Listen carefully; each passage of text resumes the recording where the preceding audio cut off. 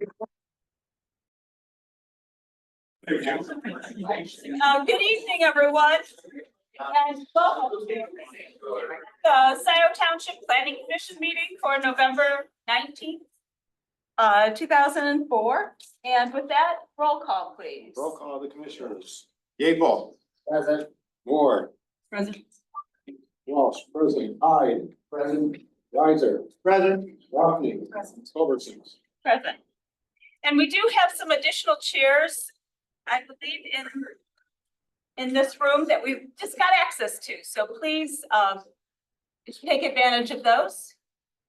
All right. All right. Thank you, John. Yeah, exactly. Thanks. Understanding? Something that you discussed. As soon as John comes back, we'll Yeah. start our.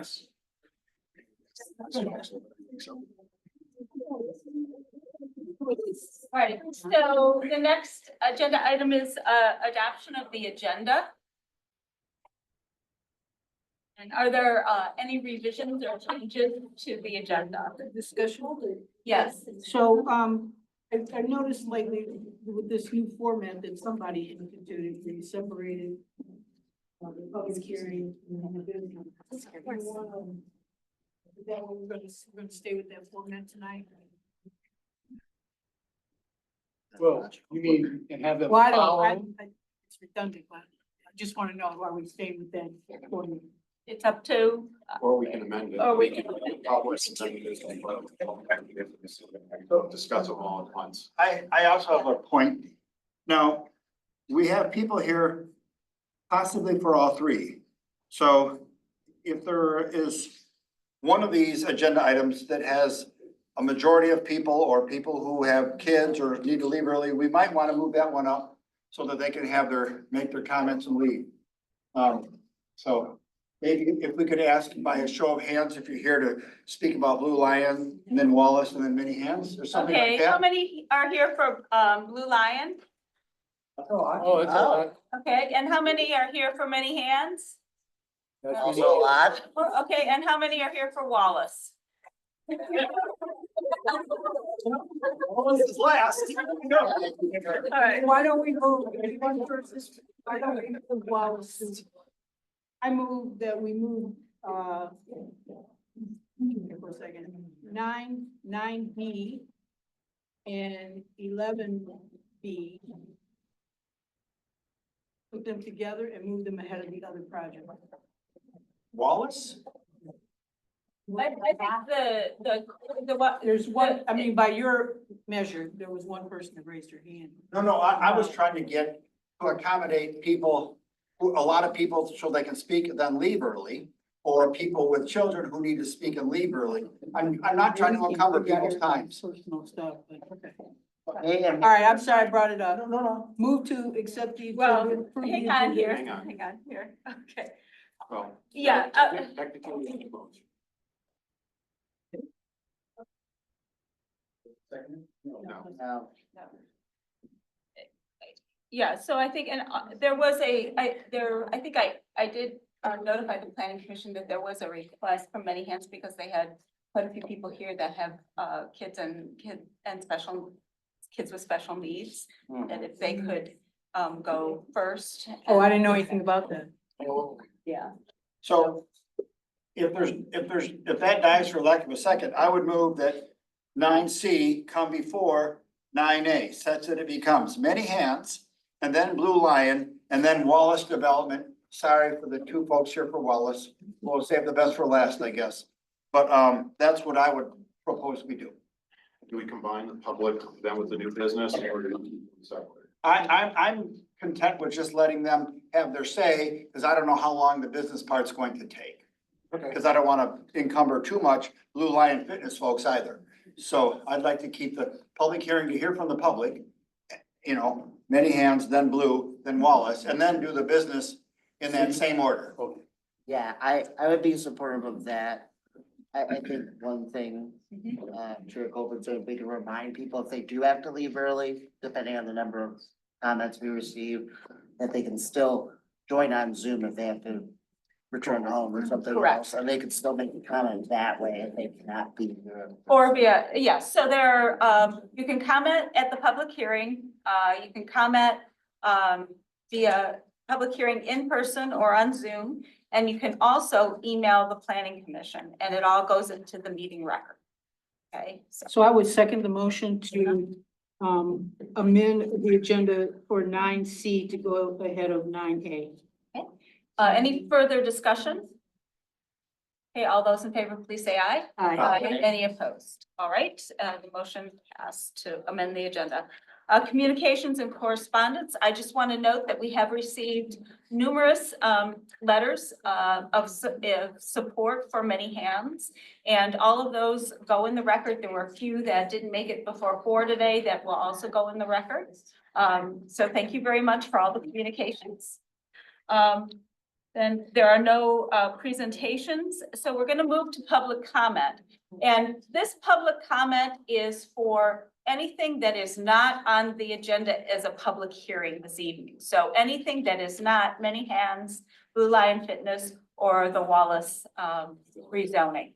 So with that, I will open public comment at 7:07 and welcome anyone. That would be me. Would like to address the planning commission. I would like to address the planning commission. Thank you, Pam. And typically we do things in for those who are here present, speak first, and then we go to any public who may be attending online. All right, welcome. And I do have copies for those applicants who are here tonight so that you also see what I'm about to speak about. Started your timer yet? Pardon me? Have not started your timer yet. Oh, thank you, yet. And please speak up because all of these people are absorbing your voices, okay? Pam Boyd, a Scio resident, Scio Community Newsletter, Scio Government Watchdog. Disclosure, I am the mother and mother-in-law of the property owner north of the Many Hands property. I've given each of you a copy of the Planning Commission bylaws as well as a copy of tonight's agenda. In your bylaws, under public hearings, it states, I quote, "The Planning Commission will not take formal action on these matters at this meeting." However, I see that you have on your agenda under new business possible action for each of the public hearings scheduled for this evening. I would ask that you follow your bylaws and take no action on any of these items listed in new business. This commission should allow the time for proper consideration of all public input received during the hearing, ensuring that a well-informed decision avoiding perception of rushing through the issue. It is important for the commission to fully digest any concerns raised by the community before a decision is made. In addition, I would ask that this commission disclose which commissioner worked with each of the applicants and what other association they may have with that applicant. Thank you, and I will be watching the rest of the meeting on Zoom. Thank you. Thank you, Pam. Thank you, Pam. Is there anyone else present that would like to address the planning commission? All right, is there anyone online?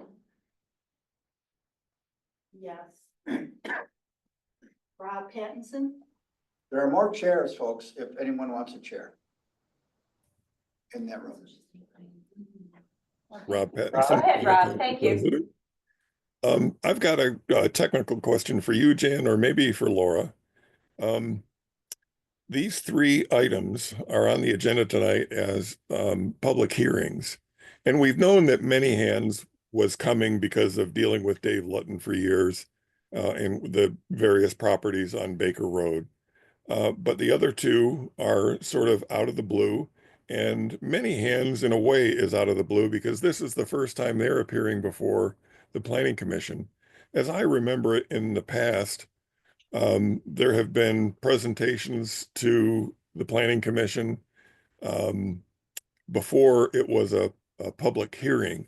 Can you explain why the first appearance of these 3 is a public hearing? Would you like me to answer? Yeah, please, Laura.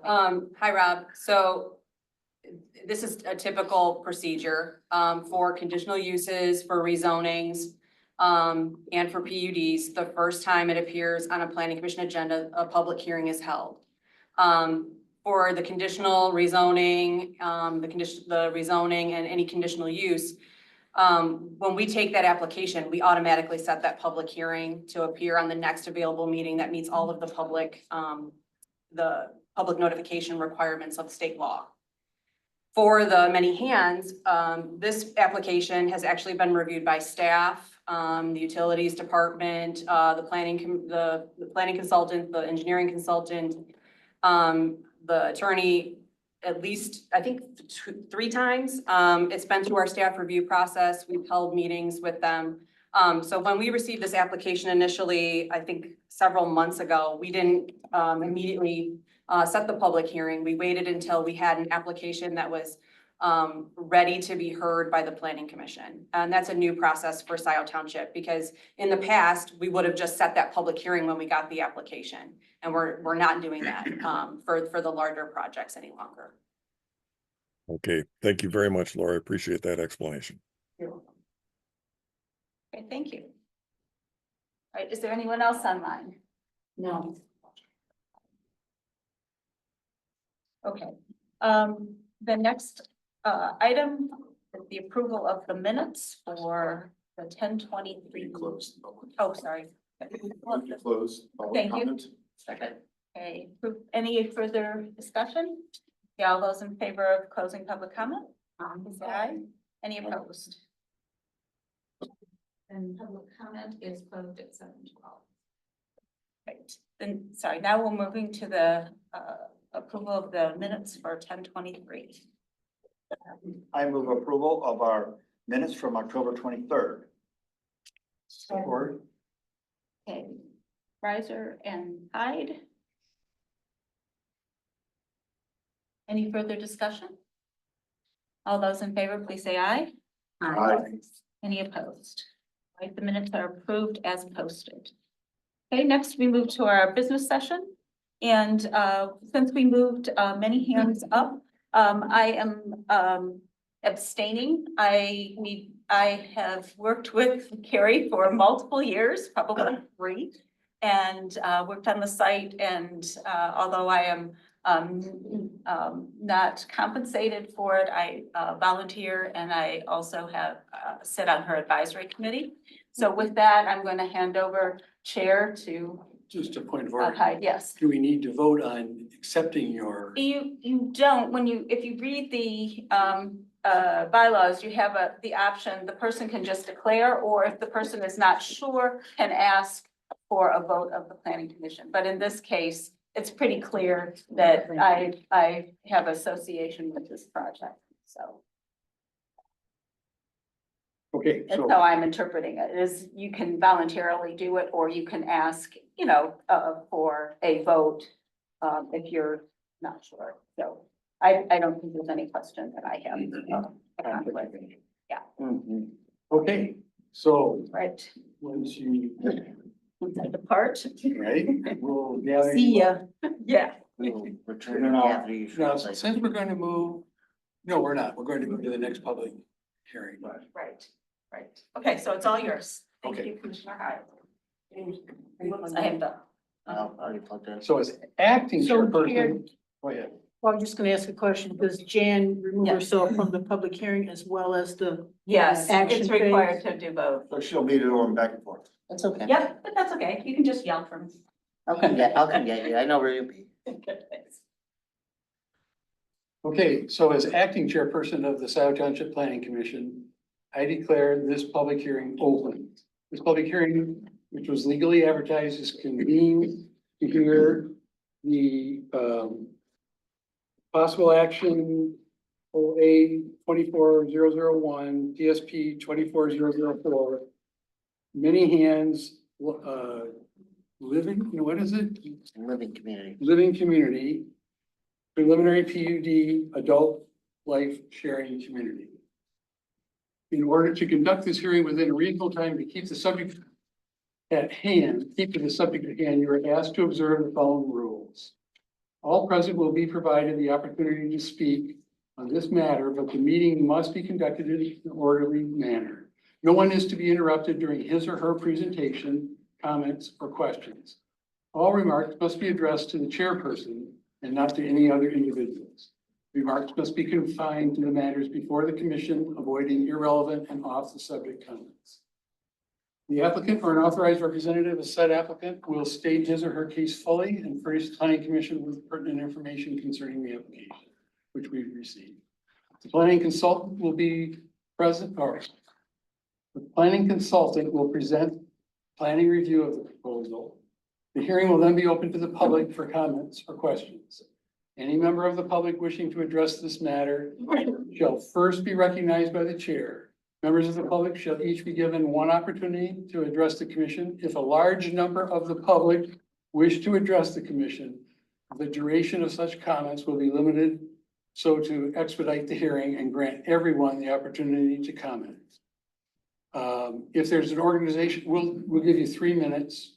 If there's an organization or group wishing to make its position known, one spokesperson could make the presentation identifying the group and have the opportunity of speaking at a 5-minute length of time and presenting a complete case.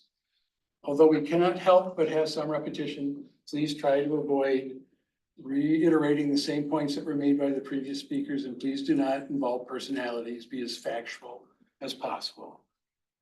So then the planning commission members will make direct inquiries of the applicant.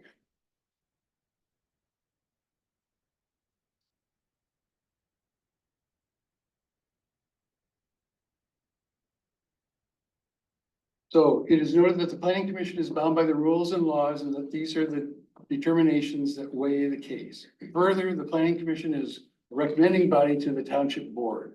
The township board will make the final decision as to whether this applicant shall be approved, this application. So is there anyone of the public wishing to address the planning commission? First you have, the applicant. The applicant. The Oh, applicant yes, first. thank you. I just read that. You did, but that's okay. 1, 2, 3.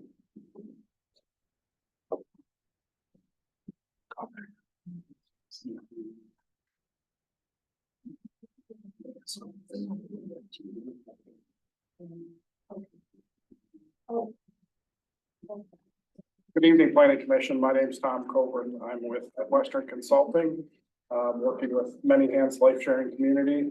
I'm going to raise my hand so that I can share a presentation.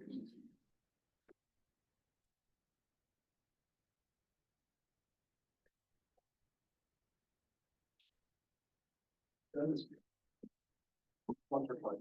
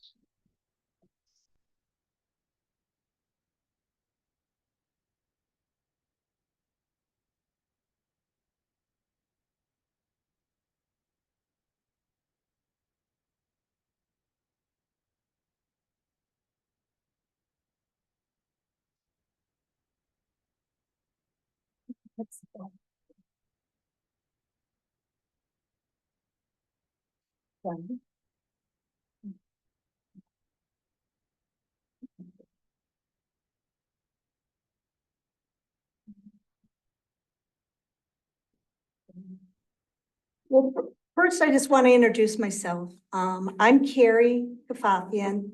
First and foremost, though, I'm Kevin's mom. I have a son who is 27 years old, and he has pretty severe intellectual and developmental disabilities. And when he was 8, I realized he would need a lifetime of care. And so after research and everything I could to do, that's where Many Hands came from. So I wanted to share that. Many Hands' mission is to provide a safe, meaningful, connected life filled with enriching activities and learning opportunities for adults with intellectual and developmental disabilities. This is all within a cooperative residential setting that prepares the next generation of service professionals. I'm looking for something that feels like a family home for my son. You know, that the closest that he could really thrive and be successful and is connected to the wider community. Now, Many Hands' values is to recognize the wholeness of each individual and value them regardless of their ability. And we strive towards personal and inner development, be that arts and crafts or in music or some other activity. And we bring equity, freedom, and fellowship into our communities. And that doesn't mean just Many Hands community. That means all of the wider community. And so you'll see as we go forward that this Many Hands has been designed to be an integrated part of the wider Washtenaw County, Scio Township, Dexter area. A lot of people don't realize there's more than 7,000 people in Washtenaw County with intellectual and developmental disabilities. At least 1,000 of those are adults that require 24-hour care from either their family who are aging or a dedicated staff, which is very hard to find. The lack of the residential options, low wages for caregivers have contributed to such a shortage of this direct care. It's really in crisis. For many aging parents, the only solution to this daunting challenge has been to care for their child at home. But as I said, the child's now in their 55, the parents are 70, 80, and they're still trying to do it at home. So many of these adults, though, never get a chance to reach their full potential because they're at mom and dad's place. Again, Many Hands is modeled after a very successful model called Camp Hill that's in Pennsylvania, New York. It's been around for over 65 years. And one of the things that's really special about it is not all, but some of the caregivers actually live in the home with the residents receiving care. And it creates a life sharing or a family style home. And this allows for a real deep sense of social interaction and connection, community, and of course, the safety factor is important, especially around vehicles. Everyone, regardless of who you are, they yearn to belong and they deserve to be part of a community. The many social opportunities built into the daily living at Many Hands will nurture this most human desire to foster community while providing residents safety and a greater sense of independence not available in the larger world. So I wanted to bring to your attention, we have now actually 33 families that have written letters of intent. They're interested in their loved one staying at Many Hands. And 12 of those are from Scio Township or immediate area within 4 miles. So Dexter in that area. So it is really a local project to help support quite a few local people. Getting back to the question we're trying to answer. And so many parents are up at night saying they can't die because of that question, who will care for my child when I no longer can? And this is the answer we're trying to provide.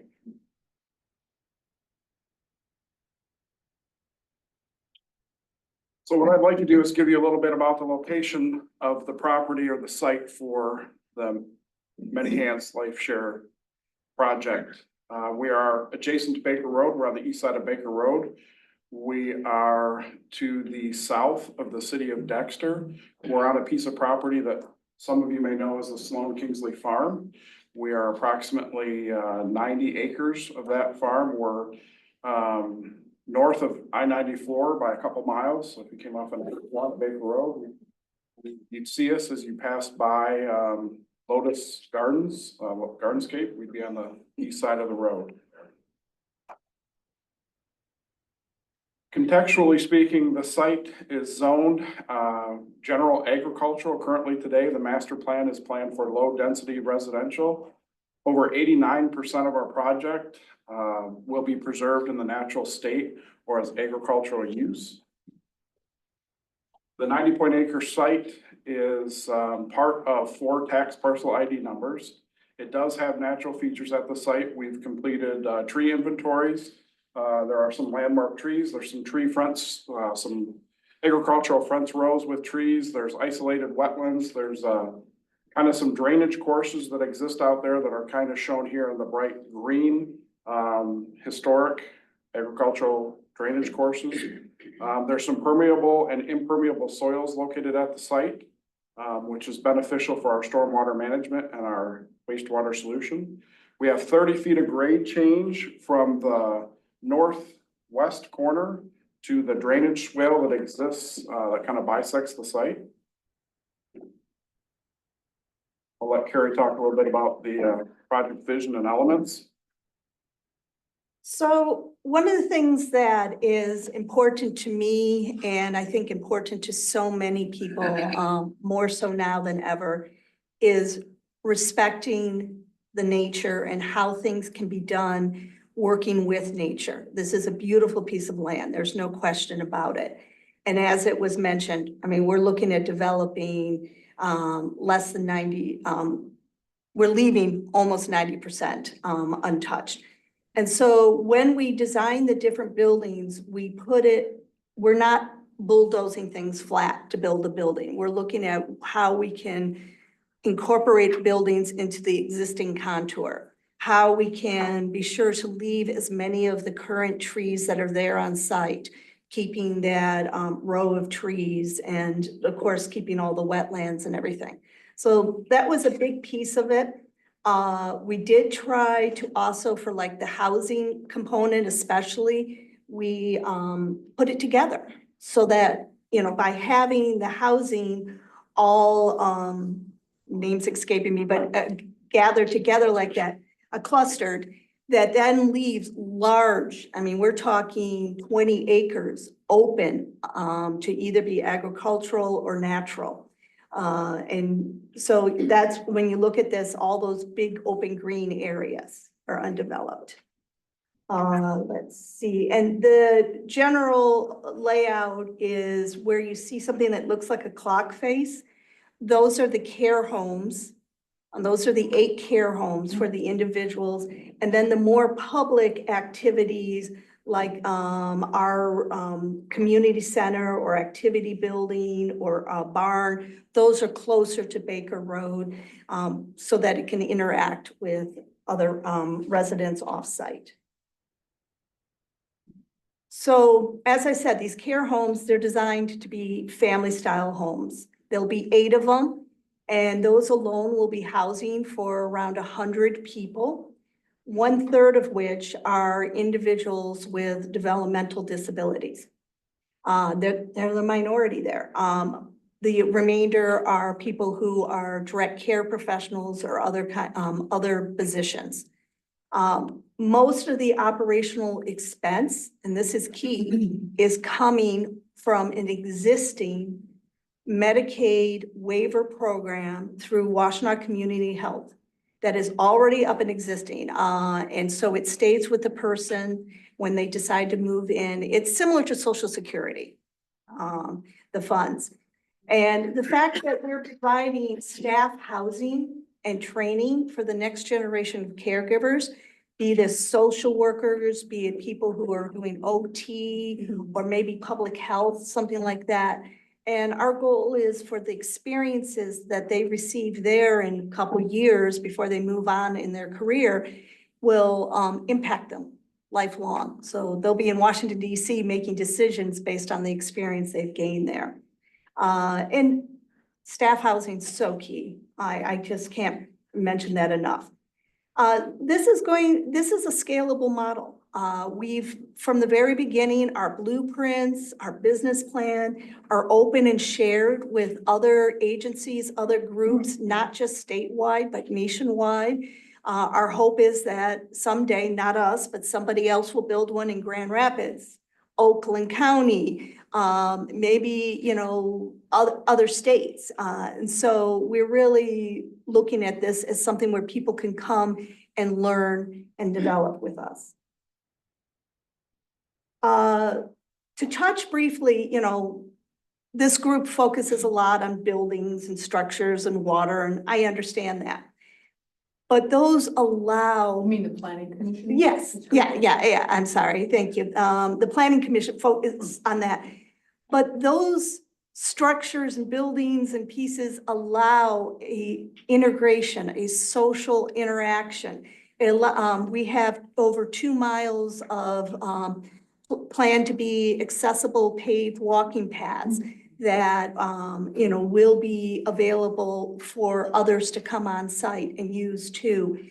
And we're going to have a craft house with all sorts of different crafts. We're going to have music, connecting with the local groups. We already have connected with the dance, Chelsea Dance, and some of the other people in the area.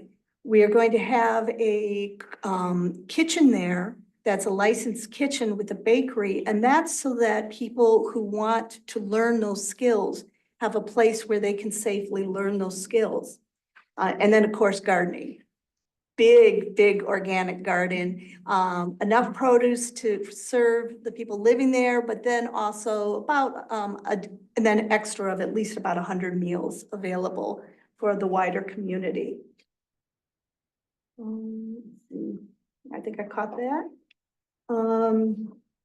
This is some rough images of what it would look like. Yes, we're doing a traditional barn style. And you can see the care homes in the upper right-hand corner, again, that kind of circle. And then the pictures on the left have more to do with our on-site community activity center. We're at full capacity, complete, you know, I don't know how many years from now, because we're saying everything we're hoping to do someday here. We're looking at housing for around 175 people. All the units will be rented. They are owned by many hands, and the rental rates will be cost below market rate. One of the things we are looking at is we don't want to be too big, but we want to be financially stable. And we realize that somewhere between 7 to 8 homes of those large care homes is what we need for that ongoing operational funds to be sustainable. The community center is for residents and guests. It will have a small auditorium in it for events. We're never renting anything out. This is something that we're doing and inviting the wider community in. So this, can't do it all at once. So this shows the phasing. The first phase would be the south entrance and a parking area. And the first green building you come to is the activity center. And that's to service, again, people, the wider community, 100 to 200 people of all different abilities, not just the people living on site. That's where all the arts and crafts and music and different events will happen. And then we are building 2 of the care homes. So we can show just how it all works.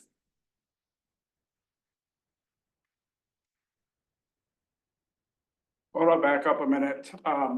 Those that know me, I'm a land planner by training, I guess, and a career. One of the things that's interesting about the site, Carrie's very passionate about the vision and what she's proposing to do here, but she's also a little bit of a land planner because this vision that she had that she put onto the site, she really hasn't gotten into the details and the thought level that she's been through to talk about how these each use is interacted and so on. So some of what I want to talk about real quick is we have 2 access drives that we're going to talk about our work with the road commission. We have 2 access drive, 2 roads that come into the site. It's thoughtful where the community, kind of we'll call it quasi-public spaces versus where the residential houses are.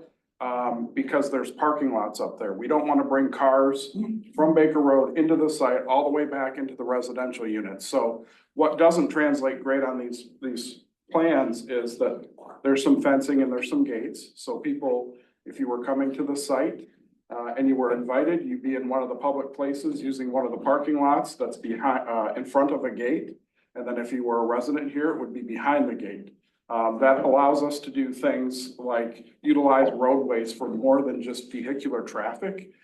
So you'll notice that the road we think is going to have more traffic on it, the southern road, is gonna have a lane painted in it for pedestrians from the houses up to the farm and the studio. And then the road to the north is gonna have less traffic, or I'm sorry, I think I got that backwards. Yes, but it's okay. The road to the north has the painted lane because there's gonna be more traffic because the cottages to the back, the duplex units might have more traffic. And then the road to the south, both roads have the same width. They meet private road standards and sections and all that kind of stuff. That with the gate up by the studio and the barn, the residents are gonna be able to use that road to walk back and forth. They'll be able to. Safely. Safely, very safely.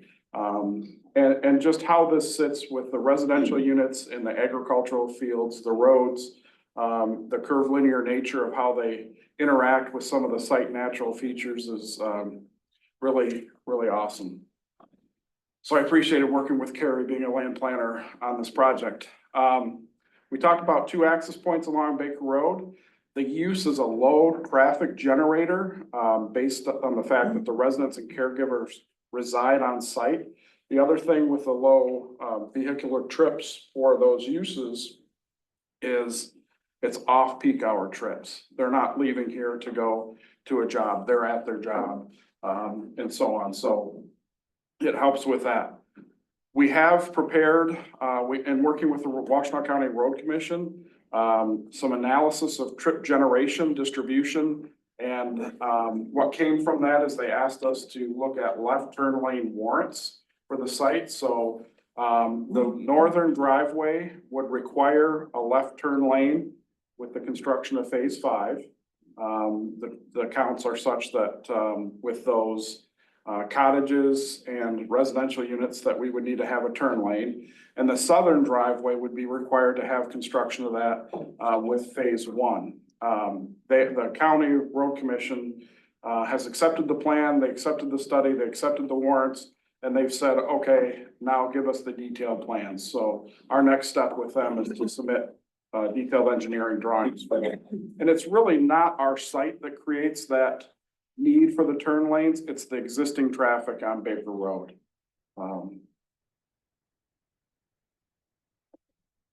Water at the site is going to be through 4 wells. So we talked about this valley or drainage course that exists that's 30 feet lower than the fields that exist to the north and south of it. That kind of bifurcates the site into the 2 pods, if you will, the two roadways and so on. Each side of that drainage area, we're gonna have 2 type 1 wells. Those 2 type 1 wells will then have a conveyance, so pipes underground that will go out and serve the homes with leads. Something that we've seen in other projects. It is also with this that we anticipate providing fire hydrants. So we plan to have a fire hydrant on the north side, which is outside of the gate, which is in our parking area, which a fire truck could access the site, drive in, fill their pumper truck up from the hydrant, turn and move on and go fight the fire. The fire hydrant on the south side is inside, it's gated, so you would have to come into the site. It's also further back off of Baker Road and not as convenient, but when working with the fire department here, it was important to get this opportunity to have a hydrant that would be able to serve the community in this area to cut response time down. With this project, there is fire suppression anticipated for the community building, with the green dot here. So on this plan, all the structures with green dots would be fire suppressed. So the, residential homes on the north, where we're providing care, and the residential homes in the, east around the traffic circle would also be suppressed. Wastewater. Want to talk about wastewater at our site. This is probably a topic everybody wants to talk about here based on pre-meetings we've had with the consultants, staff, and stakeholders. What our solution is not. We are not a packaged wastewater treatment plant. We aren't sewer lagoons. We're not rapid infiltration beds. What our system is two areas of drain fields or septic fields, like some of you that may live in areas not within the water and sewer service district have. It's a typical drain field, a series of those to treat the wastewater. We will have in this system the Advantex filter system, which might be like some of you have.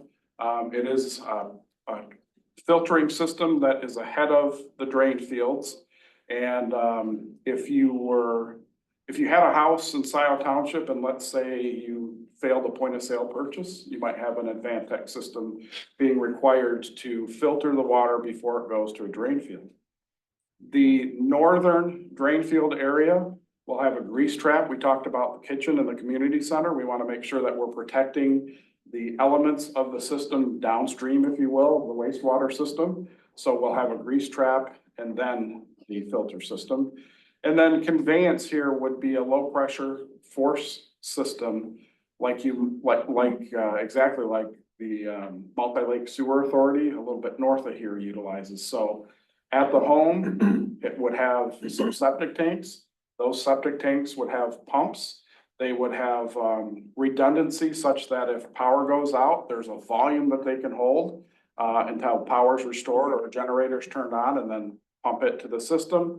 The pumps work together to create the pressure in the force main, which typically creates for a very efficient system. It doses the fields where a typical gravity system, the first 20% of the field might get all the effluent to treat for the bugs to eat and everything. A pump system will dose the whole field. And then the filter system allows the bugs to start eating sooner. What this means to the township is when you look at your sewage treatment disposal requirements, it's defined in your ordinance as a community wastewater system for the simple fact that we have more than one structure connected to it. So with that, we meet all the requirements with regard to, I'm gonna say that we believe we meet the requirements for conditional use because we're here with the PUD. So assuming that, we meet the separations from community wastewater, other systems, we meet the distances from established wellhead protection areas. We meet the distances from the Scio Township ordinance required wetlands and ordinary high water marks of water bodies. This is restricted to a single development. This is single ownership. And we are not using those spaces to satisfy the open space requirement. What I would say though, is that with this, there are 3 deviations that I believe the PUD allows us to request, which we're requesting from you, is one, we don't think that septic fields that are below grade need a fence around them. So the septic fields are out there, and then the filtering system that's ahead of this is also below grade. So we don't think that there needs to be a fence around those systems. We have fences around the areas where we plan to have our residents, and this is open space, and we just don't believe that we need a fence to protect that. Totally get it if you have a rapid infiltration system or say sewage lagoons or something like that. The other deviation, the second deviation, is to allow drain field or septic fields to be closer to the property line than 200 feet. The way the ordinance is written, it doesn't specify or differentiate between the system and the structures of the system. So our drain field completely underground by this, I think the consultants will tell you in their reviews, they're saying that maybe up to the planning commission to decide if the drain field portion of this is part of that system. And if that is, then we're requesting to deviate from that. Can I just ask you, Tom, a question? You're asking to allow the drain or septic field to be what? Less than 200 foot separated from adjacent property lines. And I'll talk a little bit more about that too here in a minute when I get into what our system is to the township. But our filter system that's underground, we anticipate and we've provided in the plans exceeds 200 feet. It's maybe 201 in one case, 205, 206 in another, but that was thoughtful in keeping the filter system out. But the drain fields have to be associated with favorable soils. And we'll talk about that in a minute, and they are. Our drain fields that we're installing, so there's a redundancy, right? Just like your house, you have a primary drain field and you have a reserve drain field. So if your primary drain field fails, you build in the reserve field. So we have all that accounted for with the design and layout we have. Then the other deviation we're asking for the Scio Township standard is to allow the drain field or septic field to be closer than 200 feet from a proposed residential unit within the development.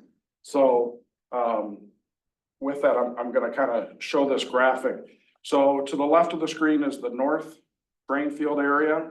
You can see we're 204 feet from the property line to this little dashed area is our Advantex filtration system. We're 250 feet from one property line, 244 feet from the property line. The drain fields themselves are 50 feet to the north property line and 110 to the Baker Road property line. Oh, it's center line. And then on You're the asking that allow the drains and septic fields to be what? So on the north, I'm asking that we consider allowing the drain field to be within 50 feet of the northern property line and 110 feet of the center line of Baker Road. And that's important because you have that setback that you want from Baker Road. So that's where we took that measurement from. And then on the south property line, we have the Advantex filter system, 260 feet from the south property line and 201 feet from the Baker Road property line. And then we have the septic fields, 111 feet from the Baker Road property line and 24.4 feet from the south property line. So what this is to the county, and this is important. So we've talked about the septic field, the Advantex filter system relating to the township definition and understanding. So I'm going to talk a little bit about what this means to the county. They have isolation distance that are set for septic fields and drain fields. So you'll see here, they allow you to be within 50 feet of a property line, 100 feet from drains or drains designated to lower water table. So if I needed a drain to lower the water table, I have to be 100 feet from that. Top of a drop off, 20 feet, 25 feet to storm drains, 50 feet to footing drains. Building foundations, no basement, 10 feet, basement wall, 15 feet. So I talked about that deviation being, I want to put the drain field a little closer, about 70 feet from one of the residential homes I want to build, which is well in excess of what the county would allow. We've calculated our wastewater from the site, being fairly conservative in my opinion. Based on the residency, we've worked with the county to determine that. We've determined that in total, the whole development, all phases built out, that we would be about 18,000 gallons per day. That means in the north septic field area and the south septic field area, we're less than 10,000 gallons per day in each of those areas. We've dug test pits at the site with the county. We've exposed, good soils for these types of systems. So we have done that for both the north and south. To the county, this would be permitted through them because of the gallons, and amount of wastewater that we're proposing. They have indicated that they'd like to have state review of this as well, but the permit will come from the county. This does not require, my understanding, an Eagle Part 41 wastewater sewage system permit. The pre-filtering will be included as part of this. Both areas will have pre-filters before they go to the septic fields. And then again, the conveyance is this low pressure force main type system. And one thing I'll mention is these systems will be owned by many hands who will be the owner of this wastewater system. Why don't I stop there real quick, unless you want to do questions later? How do you? I think we want to do the questions. Yeah. Okay. Yep, so from a stormwater perspective, with this site, our goal was to treat water quality and quantity. Stormwater is to be conveyed to a series of 5 stormwater basins. You'll see 2 along Baker Road, 1 internal to the site, and then 1 south of the solar array that we're planning. These are bioretention systems. We're trying to address stormwater at the source where we have the opportunity. We're infiltrating the soils along Baker Road, allow for that. We're designing these in accordance with the Washtenaw County Water Resource Commissioner's Office rules and regulations to either meet or exceed them. And we have received our preliminary approval from their office for the systems that we're proposing.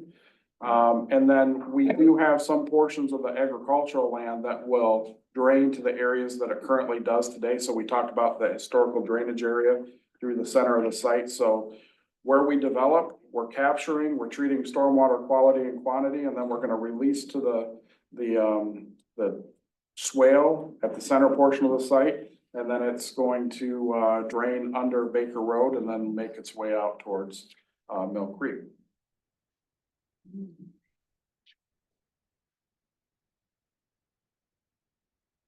Speaking of Mill Creek, I connected with Trouts Unlimited because I know about Mill Creek and water quality, and that matters to me. And through them, I also connected with Pheasants Forever, and that's what this photo is some Pheasants Forever members, because we partnered with them and Washtenaw County Conservation District. And we put in 80 acres of cover crops already is on there to preserve the topsoil, because we don't want that topsoil to erode and wash into Mill Creek. So that's already being done. We also have put in a 7-acre prairie preserve. Now, I understand Scio Township recently bought a new land and are working on it, but we have 7 acres. And it's planted with specialty grasses to attract quail, pheasant, and flowers for monarch butterflies. And so that's right along one of those walking trails. And that is up and growing, thanks to Washtenaw County Conservation District and the members of Pheasants Forever. So that starts to give you an idea of some of the philosophies and how we're looking at doing things. It's very important to us that the farming that is done on site is regenerative farming, where we're capturing that CO2 into the ground and improving soil quality. Again, organic vegetables. And one of the things I like to think about is how beautiful that site is in the evening. So we use all dark sky lighting systems so that we're not flooding the sky with light. That, yes, we make sure no one's tripping and falling, but there's ways to do it very sensitively. There's low impact for the stormwater management. You call it basins. I call them really big rain gardens. And just think of being able to plant native vegetation and things in there that are designed for rain gardens to help absorb the water.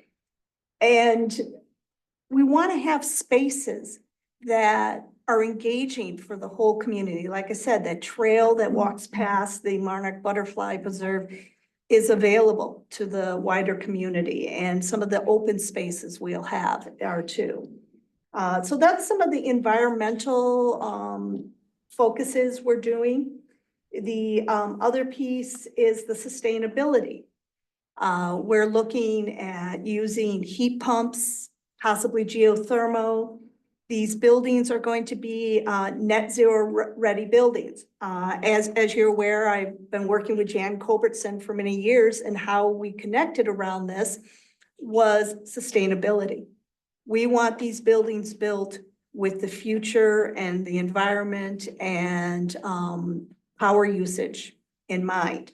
So there'll be zero emissions on the development, no fossil fuels or renewable energy. We're going to have a solar panels. Some will be on the buildings, some will be in a separate field that will generate at least enough power for our entire community, and with the hopes of having excess that, depending on state policies, will then be able to be available to sell.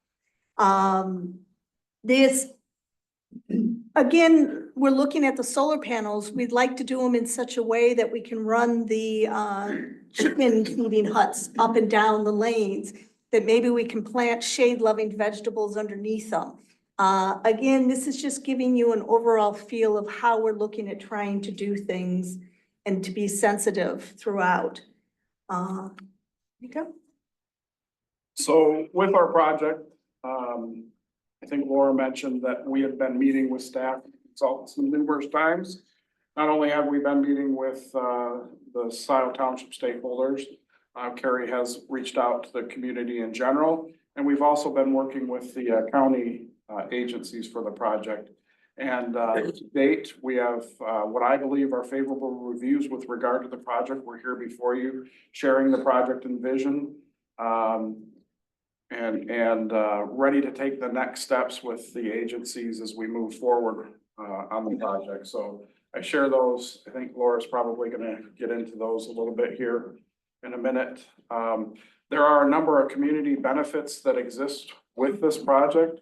It is and will be a model for living and caregiving residential communities, and hope that it gets replicated elsewhere here in the state.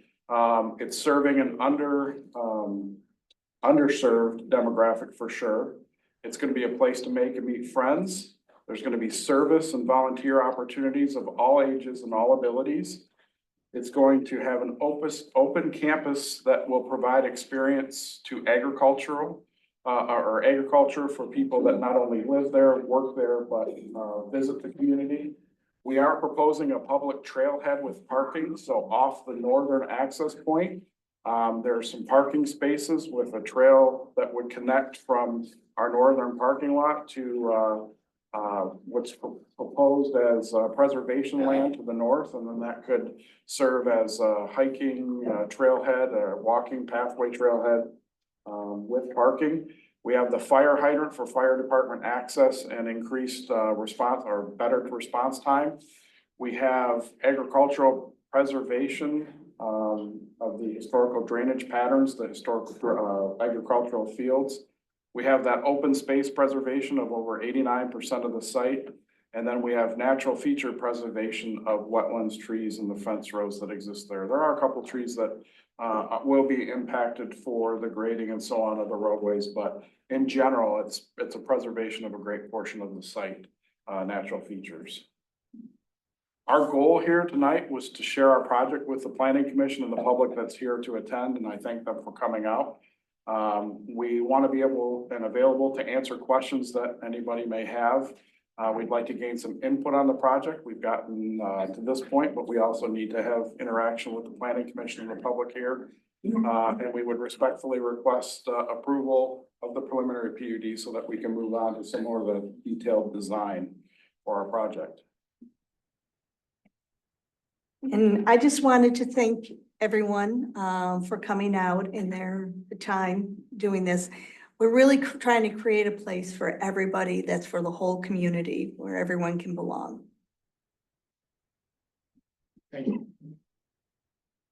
So I'm gonna be a little brief, because I know there's a lot of other people who want to talk, and you have my report, but I want to touch on just a couple of things.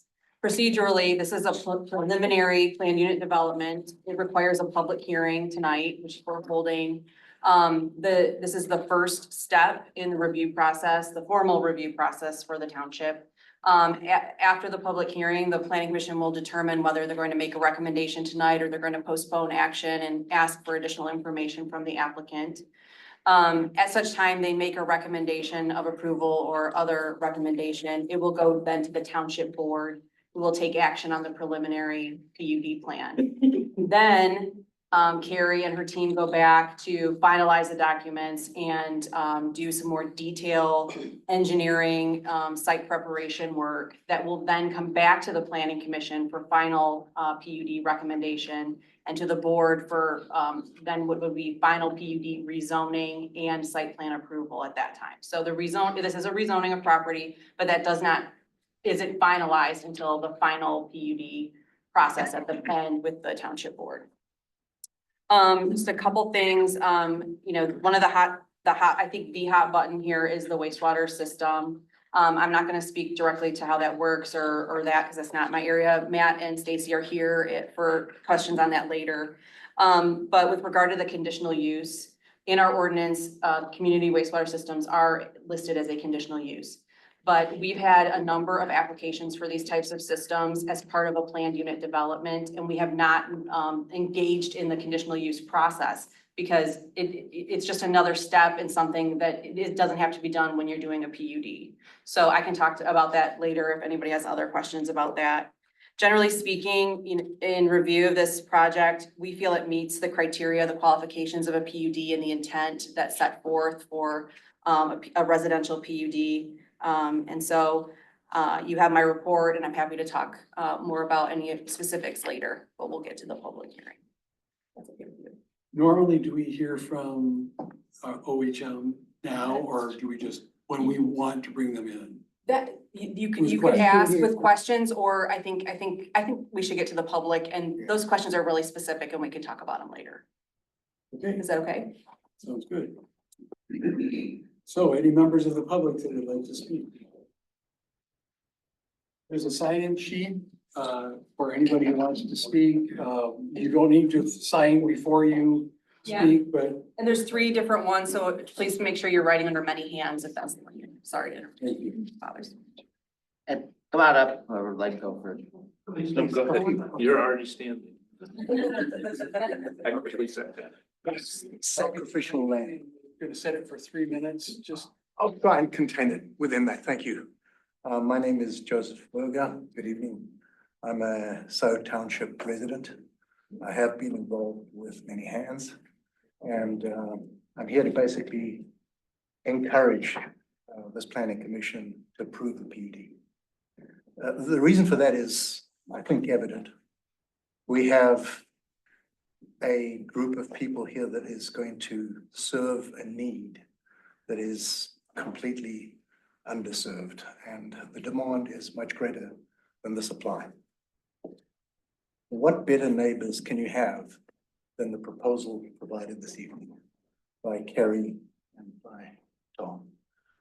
They have done absolutely everything from trying to be inclusive with the community, inviting people into the Many Hands planning subcommittees, inviting the University of Michigan to participate with activities. They've essentially set up the phasing of development so that the public can be involved first. And by that, I mean their activity building will be the first thing that is constructed after the utilities go in. Fundamentally, all of the details that you've heard would indicate that they've gone above and beyond to be inclusive and also sustainable. Everything from solar to heat pumps to the septic fields has been, I think, meticulously planned so that we have a community that can be at harmony with itself and with its neighbors. And so with that, I'm going to basically ask for support. Thank you.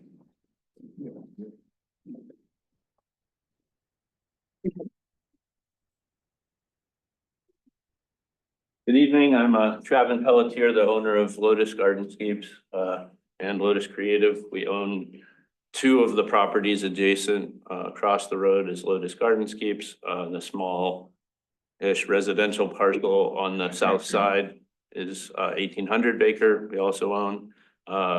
Fully support this project. Some of the hot button issues are within the non-allowed zone of our property. So just want to say as a adjacent neighbor, we support this. We don't have any concerns.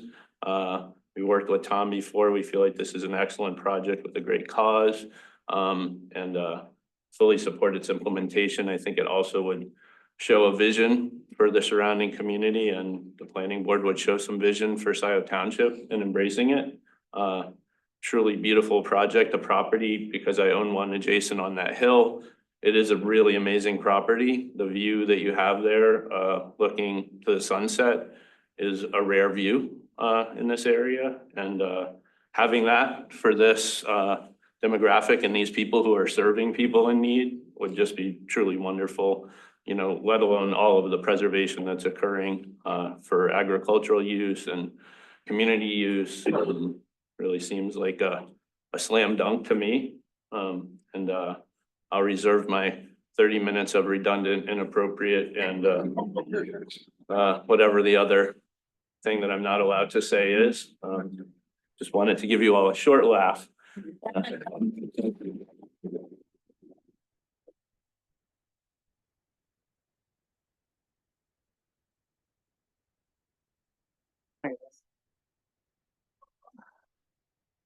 It's kind of intimidating sitting here. My name's Rob Marchke. I grew up here. I moved here at 5 years old, so I've been here a long time. Did move away when I was in college, and then I would say I brought smiles back to Dexter when I was orthodontist, and you guys might see the billboards and stuff in town. But our oldest son, Ethan, has autism, but he almost, I think it's important to share a little different part of this journey because they're, you know, very similar stories, but he almost died at birth. And then I'm going to do this really quick. At 2 years old, you know, we started realizing that something wasn't quite right, and we reached out to the school system. And he got into the early on program in the Dexter school system. I was so impressed with that. They came to the house. I'm like, this is crazy. But his journey all the way through high school was just amazing with the inclusion with all the kids. I mean, the teachers are great, but honestly, the kids were even better. The community that he found and his journey through the school system was just amazing. Now he graduates. So then now what, right? So now he's in a program in Ann Arbor. He's at Red Oak at the moment, and the state covers him up to the 26. And so he goes and he enjoys every moment of that day. You know, the idea is really train them to, you know, get life skills, but most of them are not going to have the ability to really, you know, find that purpose in life, right? To be able to hold a job on their own. They're just not. And so all of us are like, what's going to happen after 26? The funding cuts out, and, you know, it's another scary time besides the living. But then right after that, it's like, what happens when my wife and I die? Like, what's going to happen to Ethan? He's been living at our house and loves life. And he also got into early childhood waiver through the state, only 500 spots available, and he got into it. And it provided about $80,000 of additional funding, which was great. And he got a lot of additional services, but I mean, pretty much everything's cut off other than the standard Medicare, Medicaid stuff that he'll get. So, you know, when I look, I think we all have my philosophy now, I've looked at this so differently now. As I mean, we all have a responsibility to help these guys. These guys don't have a way to wake up and find purpose in life. Can you imagine being able to wake up and just not be able to find purpose in life? I mean, they need to find purpose. And my wife and I are actually working on trying to set up a foundation to help on the job part of it. And I have a big dream that might help many people throughout the many states. But, you know, the community part is, you know, it's so important. And I met Carrie, and your mission, you know, is just amazing. Why is she doing this? She's not doing this because she wants to make money. I mean, she's really trying to do this to help with this underserved community. And I guess what I'm trying to say is, you know, I think we all have a role now to help these people that really can't help completely themselves. And you guys are sitting here on a board that you have the opportunity to help her through this process. whatever that is, because I know there's lots of big roll of prints and lots of specs and stuff you gotta work through. But this is a little different than probably a lot of the projects you guys are gonna be involved with. It's got, you have an opportunity to have affecting a lot of generations of families and support. I wish she could help out thousands of people in that property, but the people that she can, as it might be. I just encourage you to, that's my 2 cents into the equation, so.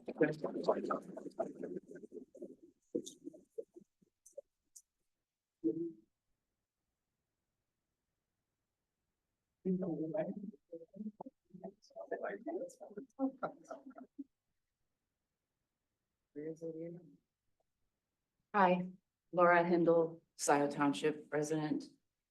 This is a really neat project, but I'm also gonna be the bearer of bad news to you all, but I wanna educate you guys, because I know Laura is. The ordinance that they're asking for the variance on for the system, for the septic system, has come before planning commission before and before with other projects, and I was turned down due to distance. Our ordinance is our law. You have to abide by it.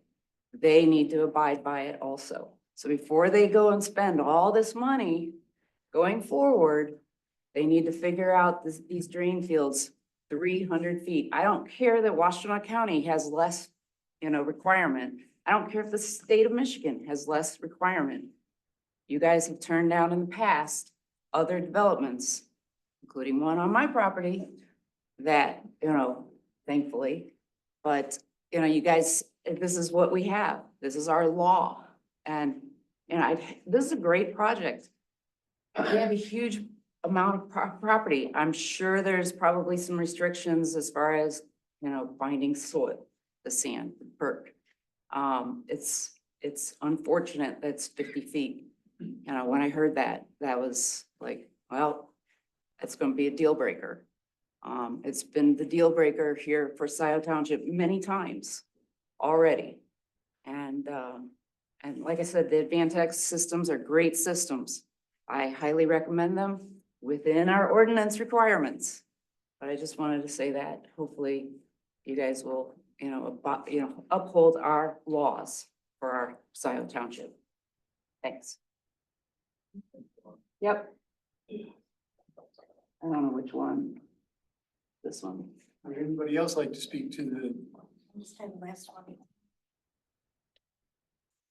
My husband and I both grew up in Ann Arbor. My name's Paul O'Brien. We're current residents of Scio Township and have been for 25 years. We raised 4 sons. Michael's 41, Matt's 38, Joe's 33, and Nicholas is 30. Our oldest son, Michael, was born with a severe cognitive impairment, and all of his life, he has required constant supervision and assistance with all of his daily activities. Our other boys attended schools and participated in all the wonderful activities available growing up in our community. Michael also attended wonderful schools and special ed programs, and he loved every minute of being with teachers and friends that he could engage with. The big difference is that when Michael's 3 younger brothers graduated, they went off to college. They went to pursue their dreams. They got their first jobs, they got married, and now have lives of their own. Every parent's dream, right? When Michael graduated from special education at age 26, he didn't have anywhere to move on to meet new friends, to gather with others, and do social activities. For Michael, this was absolutely crushing. What Many Hands will offer to Michael and other young adults with special needs is a place where they feel that they belong in a circle with supportive caregivers, friends, and community participants. Many Hands is planning to offer an activity center where young adults with special needs, no matter what their challenges are, can come to scheduled events that will brighten their lives and widen their spectrum of relationships. The opportunity for some to live full-time in supportive living homes is also in the plans. We feel Many Hands is the answer to the dreams that we have had for Michael and so many others with special needs. Thank you.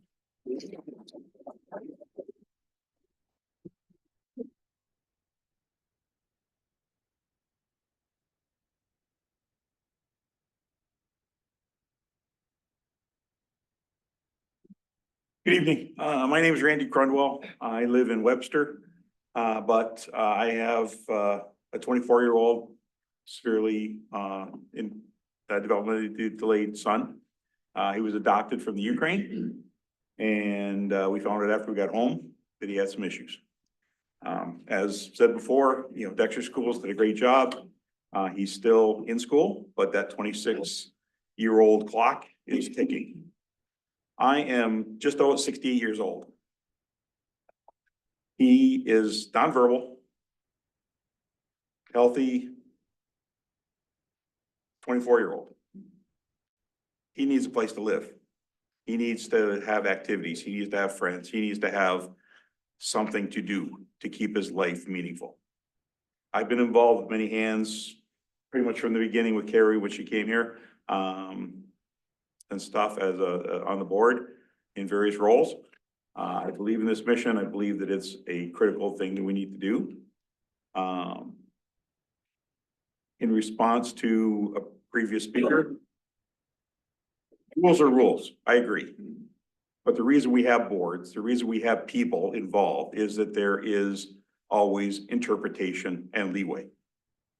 You know, if the rule was it's absolute, then there wouldn't be an option for asking for an assessment or an easement or whatever the term was, sorry. So I urge you to think about the purpose of the mission, purpose of the goal, how many people will be helping. We won't be helping just the 32 residents that are there. This community will be open to all of the IDD people and population, and they will come and they will be part of it. And this is just a huge thing. It is, trust me, a very serious thought that goes across our minds every day. What's going to happen? You know, my wife is not in the best health. I'm not that young. What's going to happen? Where is he going to live? Who's going to take care of him? I will not hand him down as a problem to my daughter. Not fair to her. She needs to have her life and be able to live it free and clear. There's a purpose behind this, and it's big. And yes, there's going to be people that are going to say, not in my backyard, but it has to be somewhere. And I believe you've seen from the presentation, we've done everything we possibly can to make this as positive, as open, as welcoming, and to be a shining star for this community. That's all. Thank you.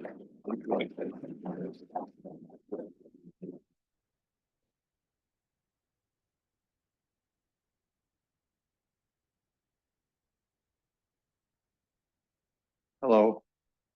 I guess I come to you guys as a torn individual. I have a 36-year-old brother who's special ed that currently lives with my parents that are in their 70s. I don't know what will happen with him when they pass away. As of right now, my brother and I will become legal guardians of him. You know, this utopia that we talk about building is basically the same thing that was built in Chelsea called the St. Louis Center that has struggled to provide staff for that. I've personally been out there. I'm a contractor. I've done work for them. I've donated work for them. My family's put on Christmas parties for the St. Louis Center for 15 years straight.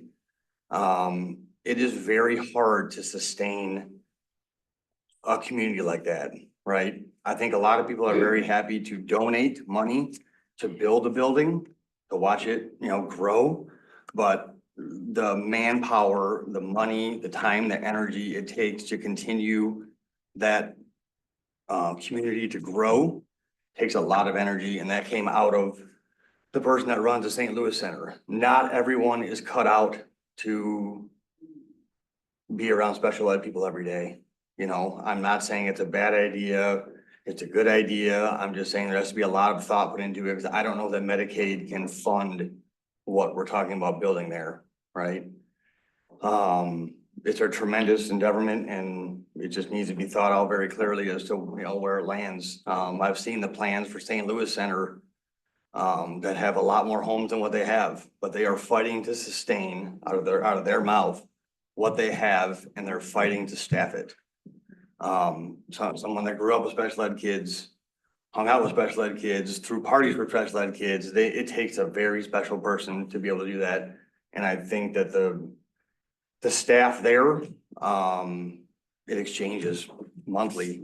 They cannot keep staff there due to, you know, the working conditions, whether we love them or not, right? So, I don't know if we take this funding and we put it towards the St. Louis Center and we all work together, right? Make it all one big happy family, but this utopia has been in action for a while, right? And they are, talk to them, they are having a hard time keeping it going and keeping it staffed. So that's all I have to say. My name's Steve. And I'm Beth Chamberlain, and I live right across the street, and I gotta echo everything he has to say, only because I do work at the St. Louis Center. I will be doing a huge fundraiser tomorrow night. If anyone would like to come, 7 o'clock at the Knights of Columbus in Dexter, because this is kind of ridiculous. I mean, I love the idea, don't get me wrong. I love the fact that St. Louis now has got these centers, and you guys probably don't know this, but they have homes that mom and dad now go there with them, mom or dad or whomever's alive still, and we all get adjusted. And then when mom dies, Billy's all adjusted to this place. He's ready to, he's made his friends there. They make 2 friends usually. I have a hi, Stanley. He will be at the thing tomorrow. Again, I'm bringing 5 of my St. Louis boys with me and 2 girls. And I'm gonna let them say, thank you, community. Thank you for everything you do. Because our community is awesome. But go talk to Father Enzo. Go talk to Father Sashish. Go talk to Father Franklin. It is impossible. Some nights we have 2 people trying to take care of all these people. And unless you're having your volunteer parents come in and help this out, I don't see how this could ever work. And it's not that I'm against it, because I am the biggest St. Louis person in this room besides Stephen. And that's it. That's what I have to say. I don't have anything against it. I do think we need to keep the rules, because you guys denied me at 1711 something too. So that's not very fair. About 25 years ago, you said, no, you're not, no. I'm like, really? So now right across the street, you're gonna allow something that I tried to get and you said no? So I just wanna say, it's not that I'm against it. It's just that physically in the location. My gosh, I got a mirror. Go out in my car. You can go look at my Jeep right now. I have a mirror missing because some young girl decided she was gonna pass me as I was gonna turn left into my own driveway. And it's right across the street from this stuff. There was a huge fire the other night, big car fire there, right in front of you guys' driveway. It's just a crazy area. I can't even believe it has even gotten this far. Because I've been here before and spoke my smokers, but it doesn't do any good. But that's that. Anybody else? Hi, Allison Sugiyama, Scio resident. Previously a resident of Northville, which is previously home to the Northville Psychiatric Center and the newly demolished, in process of being rebuilt, Hawthorne Center, which I will admit serves a different group of people, but the individuals required to staff those centers are the same. And in 2023, there were 91 vacant positions at the Hawthorne Center. 27 nursing positions and 37 childcare workers. Between 2020 and 2023, 17 children escaped. This is a 50-mile-an-hour road we want to put this on, with access for the public to be able to come in and out theoretically. We love our community. The community involves the public. The public, we love less, because the public involves jerky teenagers and people who walk their dogs off leashes and everything like that, which puts the people within this community at risk. People are very fallible. They leave gates open. What happens if you leave a gate open here? The consequence is someone could die. That's horrible. I am not at all opposed to this project. I'm entirely opposed to this project where it is looking to go.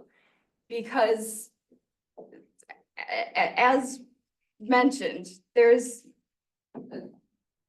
tons of accidents on this road.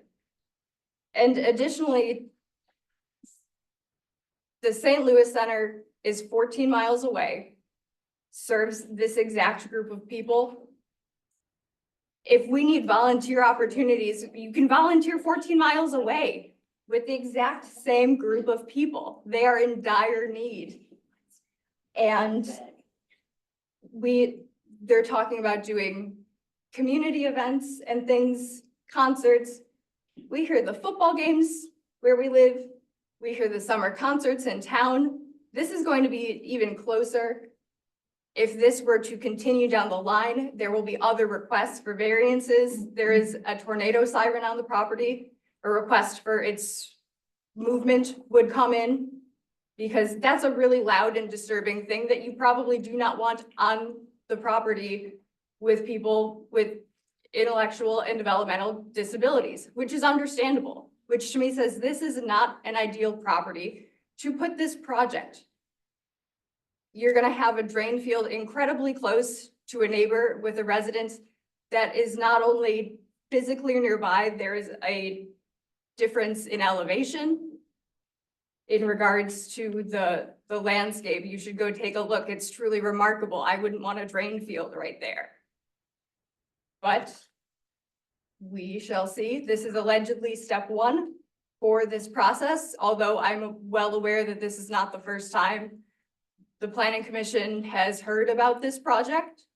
And I think that it's strange that this is the first large project to go through this new PUD public hearing procedure. We've had signs up for some time. The public has known.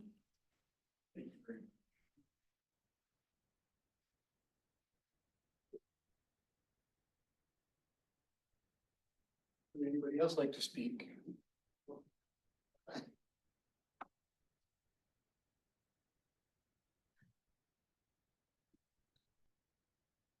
Hello, my name is Barbara Byers and I am a Scio Township resident. I had two adult sons on the autism spectrum, Sam and Josh, ages 25 and Sam was 27. We've been Scio residents for 26 years now. And I've known Carrie for at least 15 years, and I strongly believe in this project. And the project does have many models out there that are very similar that do work. So when people come up here and naysay and say that it's not going to work, that's not true. It is different than the St. Louis Center. The St. Louis Center is a great place and it serves a lot of residents. And it is true in any kind of direct care profession, there's a lot of trouble finding staff. But one of the features that makes it work is offering some of the folks the ability to live on site. There is also precedence for using some volunteers in the model. And again, the Camp Hill model that Carrie mentioned is very workable. There's a place called Bittersweet Farms near Toledo that's been open for 40 years, very similar model. These things can work with the right development. And St. Louis Center is also very isolated. It's not even in Chelsea, it's west of Chelsea. And they've had some issues with it being kind of extremely segregated. We plan to be very integrated from the beginning, right in the community, having people. Racially segregated? No, just. Community segregated. Yes, there's a rule in the federal government called the Home and Community-Based Standard. And it came about as, you know, the institutions are being closed because they were very segregated. But St. Louis Center is a big dormitory and they've had trouble from the federal government and they had to go through an approval process. We've been working to make sure this project is as integrated as possible with the community. In fact, we thought the location is really nice because we can do a lot of projects with the city of Dexter. We can go and do volunteer and work sites and take our folks out in the community on Jackson Road. Getting even into Ann Arbor isn't that far. So there's a lot of opportunities to integrate in the community and also to bring the community in, as Carrie said, having a community center where people can come in and interact with our residents. And my older son passed away earlier this year. It's kind of hard to talk about. And he is the one who was more impacted with autism, but I still believe so strongly in this project that I want to help it move forward and, support it very strongly. I was trying to think of when we were talking about PUD, isn't the last letter D deviation? So, what is it? Okay, try. PUDs exist so that we can, make exceptions when we need to and be flexible. And I do believe, just as a last comment, that a lot of the exceptions that have been asked for before have been with a lagoon kind of drain field, and we are not going to have that. But anyway, thank you very much. I appreciate it.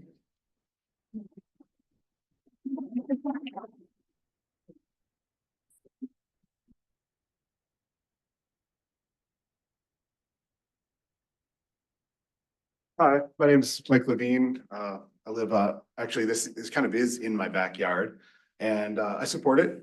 Carrie reached out to me and told me what she was up to and was able to appease a lot of my concerns about it. I've been concerned about what's going to happen with this Sloan Kingsley property for a long time. We sold the development rights for a large portion of our farm that backs up more or less to this land. And, the alternative, without doing a PUD here is like, well, the last proposal was something like 200 homes, and I don't want to see that happen. And this seems like really great. Being a farmer adjacent to this property, I really, I'm an ecologist. I really want to see a lot of these natural areas and farmland stay open. And I really think that this might be one of the last opportunities to do that, because I think that if this doesn't go through, something else will that we won't want to see there. And so that's a really big concern of mine, and I know that this is the planning commission. And so you're concerned, I believe, more about things like zoning and septic and, things like that, which is important. I don't think staffing is necessarily one of your concerns, or a successful business model isn't necessarily your concern. I believe that this can be, a successful model here. The Camp Hill communities, I've admired for a long time. And the fact that this is modeled after that, I think really will make it a success. I think that the design that they've come up with is beautiful. I'd much rather see one big septic field that is being managed properly than hundreds of small septic fields that might not be managed properly. So probably have a lot more to say, but I just basically wanted to say I support this project. So.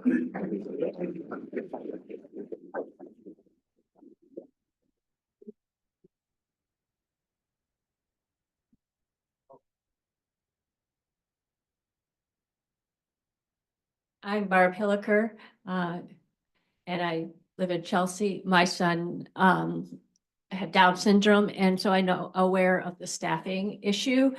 And I just want to iterate that the addition of having housing provided in addition to what the county you get through Medicaid is an amazing solution to what I experienced as a chronic problem of trying to get quality people to work with special needs people and pay them $11 an hour. But if you pay for their housing and their food and have a beautiful place to live, the chances of getting enticing quality people, university students and people like that to be part of the staff. To me, that's one of the beauties of this project, is it addresses that need that I saw as a chronic issue of paying people pittance to do this work. Thank you.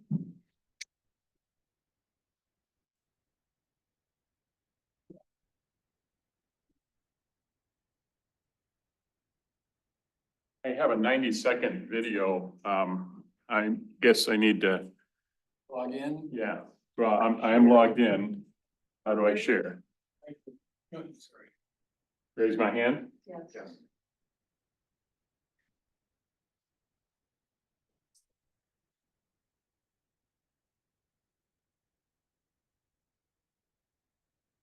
Tell us who you are and.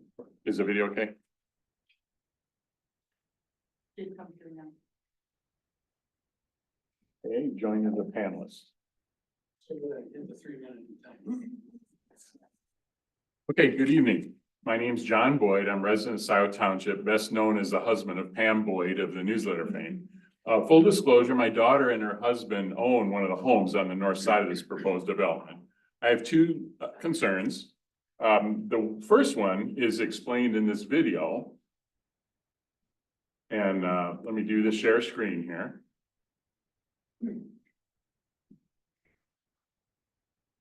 Oh, it's not letting me share screen.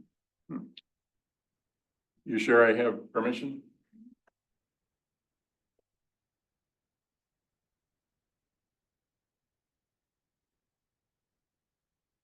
Then you have to rejoin as panelist. Can I give you that prompt? Oh,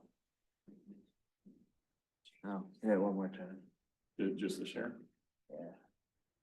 Oh, you show. Second, if you're sharing the whole screen, this is share. Well, I'm not seeing. I'm not sure. You have to grant within Zoom. Okay, it's asking me to change the system setting, so I have to relog into Zoom. Yeah.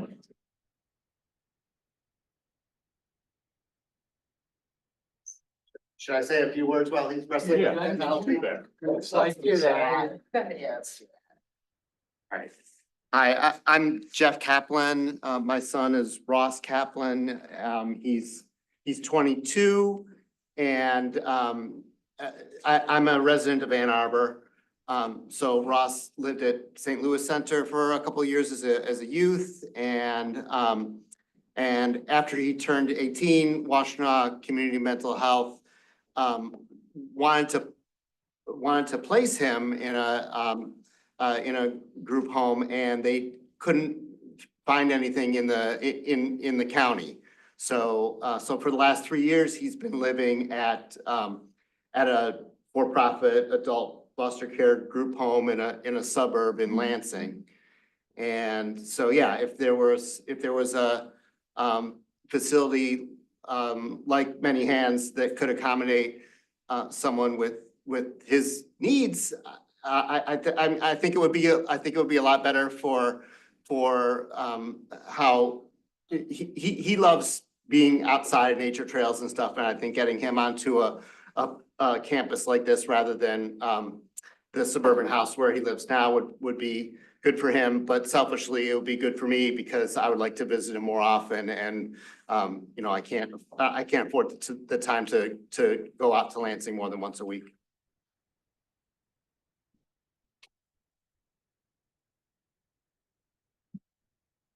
You have done? You bet. Okay, once again, name is John Boyd and have kind of one concern and then a question. The concern, I think, is best illustrated with this video. And so get it going here.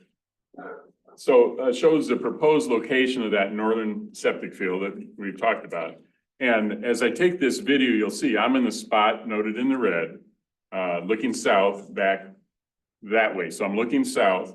Now there's a stake that's kind of the southeast corner of the home at 1950 Baker Road that's there. And then as I'm keeping the camera level, just kind of panning around,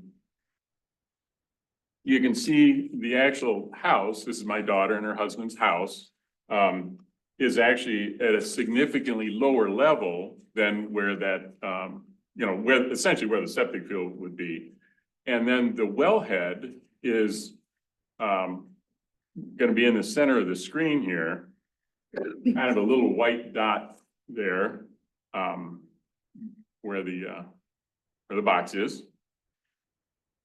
And the topographical map I saw on the, government website suggested that elevation difference is only about 6 or 7 feet. When you walk the property, it seems like more than maybe 25 feet or so. And so I'm concerned about the septic field going closer and being the exception. I'm all done with the share.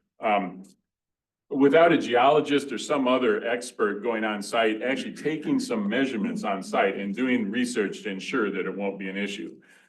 So at this point, if the project is approved, I have a real concern if there's a deviation there. And there's a reason that the requirement for commercial septic fields started at 200 feet from the property line. All right, second concern, or at least my question, revolves around the distant future. If the development is approved and moves forward, then the project closes at some point. The question is what kind of businesses would be able to move in and conform to the approved uses for the land? So, if it was an apartment complex or single family homes or something, the future would be obvious. But, based on some of the concerns expressed already, if this doesn't work out, what would happen in the future? So that's my question. Thank you. I lost you, Mr. Boyd. You said if it's approved, what are the kind of commercial? Well, if it's approved and it's developed and it goes forward, and then at some point in the future, the business fails, the effort fails, like there are some concerns about that have been mentioned here. What would be acceptable, or what would a company be able to do with that land without coming back for a new approval? So I think Goodrich Theater. there you go. So the PUD is a rezoning of property that runs with the land, of course. So this particular plan is what would be approved with this particular use. So any new user would have to go through the same process, or rezone the property to something else that is suitable in the master plan and provide a project in some other fashion. But it would require a rezoning of land either to another PUD or to some other zoning classification. Thank you. Could somebody just take over the business and run it themselves? But It could be sold, have yes, to the meet entity could be same- sold and used as the same use in perpetuity forever, yes. I don't think John heard that though. That's okay.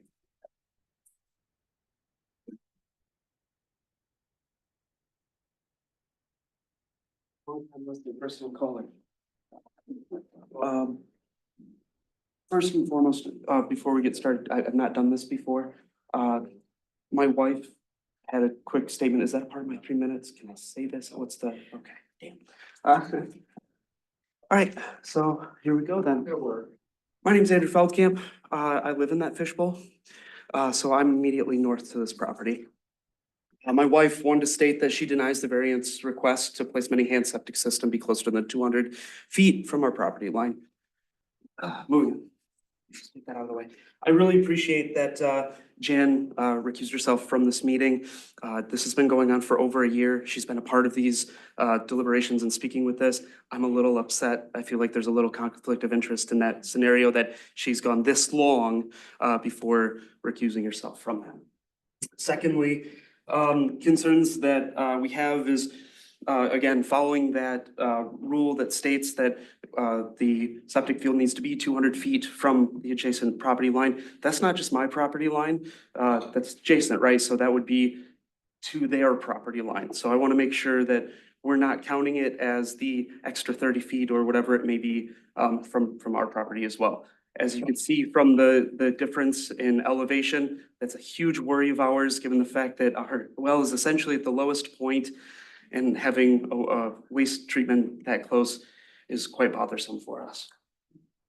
I wanted to voice a couple of concerns, and I'll go very quickly through them because there are quite a few. Some of them you've heard already. Some concerns that I have are finding staffing when we're already at an all-time low, being able to have these areas staffed. Holding staff essentially captive for 5 days at a time because they're living in this facility. They're not allowed to leave other than the 2 days that they are given on the days off. The significant traffic when having community events. Raising money for any phase when the first phase is supposed to be $10 million. It looks like, at least publicly, they've only raised 800,000 at this point. So that's a long way to go. Medicare and Medicaid providing all the housing costs and salary for the workers. I have cystic fibrosis. I'm an individual that has to deal with Medicaid frequently, and that's a whole bucket of worms. I can change at any moment. The fact that there's 20 planned cottages, I'm not sure if those individuals would then need to pay Scio taxes. That's something to keep in mind because it's a nonprofit land. I don't know, but that's something I would be interested in knowing. I'm a little bit worried that some of the public was being misled in their social media sites, in that they were stating that the rental units will be lower than surrounding units. However, they didn't state that that would be for the families or the residents or whomever, not for individuals of the community of the surrounding area. The fact that there's a lottery system for these individuals to be a part of this facility, it's not necessarily going to include or be specifically biased to those Scio residents. Yes, there have been letters of intent for the 13 people. However, that doesn't specifically mean that they will be able to utilize this. I apologize for going over a little bit, but thank you so much for your time. Anybody else, please, let me write this down. Anybody else would like to speak?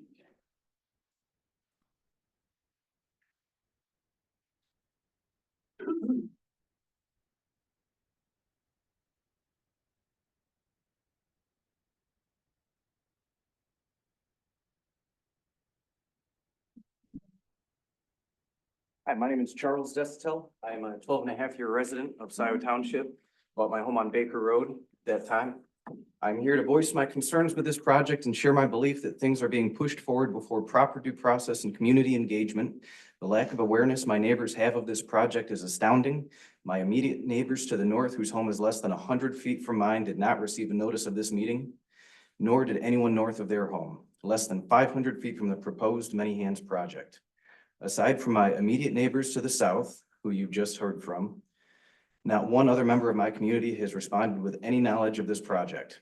I believe that the grandeur of this project deserves a much more appropriate level of community awareness before approving any developmental plans. My largest concerns as a resident is that this project could likely fail, and if it did, that now my neighbors, my community, and I will have to deal with what remains of these structures that have required variances to build and likely would be forced to settle with what will become after. None of the drawings shown give me any faith that there is Scio Township community in mind. Of the 90 acres of land available, why is the section chosen to develop? Why is it selected and why is it so close to existing homes? I see this project as something that requires significant and dramatic changes to existing natural habitat, existing community infrastructure, and landscape. I see this as a project that will continue to require variances along every step of its construction, variances that directly affect neighboring lots and homes, such as allowing septic drain fields to be built unreasonably close. Of 90 acres, why so close? Why is it that existing members of the community would be potentially exposed to higher levels of risk of damage and devaluation due to these changes? If the land is not big enough to reasonably contain what you wish to build, it seems as though a more suitable plot of land should be investigated. I do personally believe that this particular section of land to be an invaluable nature corridor for wildlife, being the only unobstructed path of travel for wildlife to pass from Mill Creek to the Huron River. The mention of fences concerns me as recent projects along the Huron River have already greatly affected animal movement in this area. I would love to ensure that this green space is protected as a necessary resource, an existing thriving habitat within which even the fields only ever get interrupted every few years to farm. I would like to point out that there are existing organizations within our community that fill this need of housing and care and community for those with intellectual and developmental disabilities. Just 14 miles west does exist the St. Louis Center, a facility that has standing structures in need of staff, money, and people. The same challenges that will be presented here. Why is this a concern of yours? Because this is a special request to make a variance to allow this to exist. And if it fails, now we have to live with those consequences. Proof of concept needs to be more than concrete. The staff there tell me that.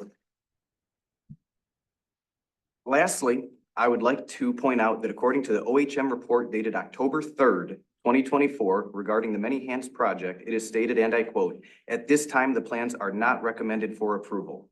I myself think that right now is not an appropriate time given the grandeur of this project and the lack of community engagement and input. I hope the members of the board consider our existing Scio community's concerns and input with their decision.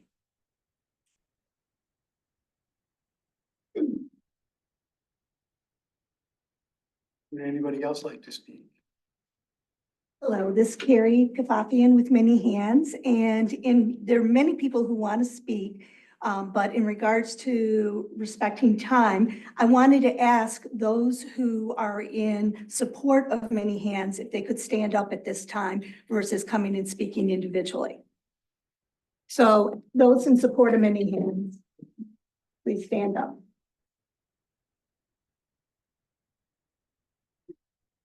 Thank you. I'm also interested to know if you're keeping people hostage for 5 days and not letting them off the property. No. If that could be fact checked. But thank you.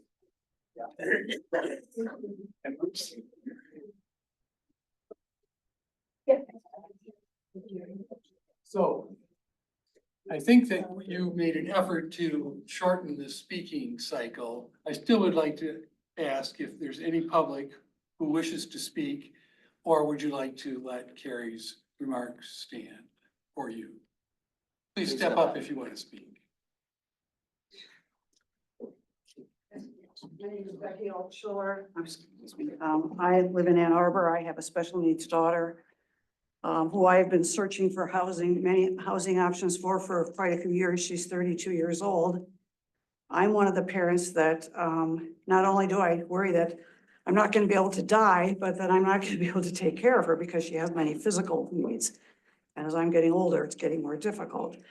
I have looked, St. Louis Center, I have been on the waiting list there for over 5 years and there's no movement. I have looked at other options for her, including living with roommates in maybe an apartment or some other, rental place. But what I'm finding, there is such a lack of accessible housing in this area. So she needs a roll-in shower. She needs, no barrier free. So unless you're under like 55, I know there's a lot of, senior housing in this county. But for younger people who don't qualify for senior housing and who have limited income because they're not employable, there's just a lack of affordable and accessible housing.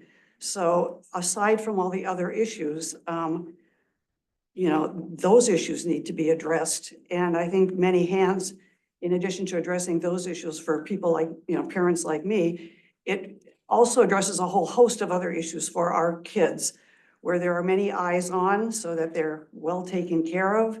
If abuse, abuse and neglect is much less likely to occur because again, there are many eyes versus my daughter being in an apartment somewhere isolated from, the community at large. So I think there's, bigger issues than just the fact that, our community as a whole is failing these individuals because there isn't the accessible housing that they need.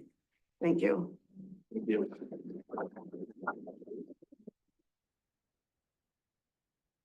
My name's Mary Ann Bailey, live in Dexter, and I also have a child with special needs. But the point of this board is to see if this community will fit and will comply with the ordinance that you have set before you. And a lot of people have said things that probably are irrelevant to this board, and some of those facts are incorrect. Certain things that will provide funding, these are requiring people to have HAB waivers. A lot of people don't know what HAB waivers are. Provides funding for them, and CMH, whether they pay or they don't pay to help support that. St. Louis Center had a problem with that for a while. I understand that's been remedied. But those are things that don't concern this board. It's a good footprint, it's a good plan. If it works within the property and it complies with the regulations, the other business pieces of it, I don't think concerns this board. Staffing issues, those don't concern it. And some of the people are talking about the staffing demands, and that's ill-informed. That's not the way it's designed to work, as my understanding is. People work 8-hour shifts like you do any other job. This is just simply about where we're housing people. We're providing housing for staff. You work your shift and you go on about your life. So these are the things that the building ordinances are the things that pertain to this board, and those are the things that are here for consideration. My telling you about what my daughter needs is irrelevant. It's about whether this business plan is compliant. And that's something we need to keep in mind. And the other things are a conversation for another day and another setting, I think. So thank you very much.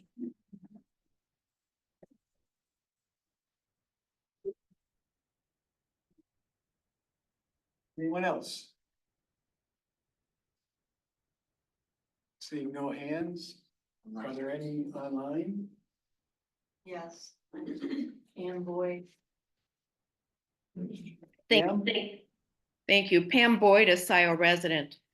I've watched the progression of the Sloan Kingsley property over the last several years at the various township meetings, including Scio's Planning Commission, Scio's Board of Directors, Dexter City Council, Scio's Land Preservation, Scio Parks, Paths and Preserves. More recently, what has been heard from owner Dave Lutton is he needs to sell all or nothing, as in all three parts of this property to the parties he is in discussions with, or no deal. Those parties are, as I currently understand it, are Many Hands, Scio Land Preservation Commission, and the City of Dexter. On the all or nothing statement, I don't blame Mr. Lutton. However, I have a few questions. Has this commission watched the October 28, 2024 Dexter City Council meeting on Mr. Lutton's plan in progress of digging wells to give the City of Dexter extra water REUs? This meeting also talks about how this well system would also give water to Mr. Lutton's proposed housing development of approximately 113 housing units located at the northeast end of the Sloan Kingsley property, abutting the community of Dexter Crossing. It certainly would be a tax bonus for Dexter, as well as a water REU bonus. Would this development raise any questions from this planning commission on how the Many Hands property is developed? Has the commission understood that Scio Township and the City of Dexter would need to come to an agreement on the annexation of this Scio address to Dexter for this third of the Sloan Kingsley property? How many on this commission watched the 2023 Scio board meeting where this was discussed? What are the benefits to Scio Township in allowing this parcel to be annexed to the City of Dexter? And how will the wells on the property of Many Hands and the Dexter property wells affect residents, the current residents' well flow? Where in the process of acquisition is the potential purchase by Scio's Land Preservation for that third of the Sloan Kingsley property? What is the public record? Is that this offer to sell part or all of the property has come before the LPC in the past, and that at that time it did not progress. Why? What is also public knowledge is that Mr. Lutton came before the 11/13/24 meeting of Scio Parks, Paths and Preserves. At that meeting, he discussed the arsenic testing on the part of this parcel located on the west side of Baker Road, but didn't yet have the test results. Did any on this commission, besides Trustee Reiser, watch this discussion? How many of this commission has actually walked the Many Hands portion of the with a map of the recently changed location for the proposed wastewater system next to the northernmost residence? Finally, does this commission feel confident that it can make a decision in the best interest of Scio's residents by only seeing 1/3 of what the potential future of Sloan Kingsley property set before you tonight? Please. Thank you, Pam. Thank you.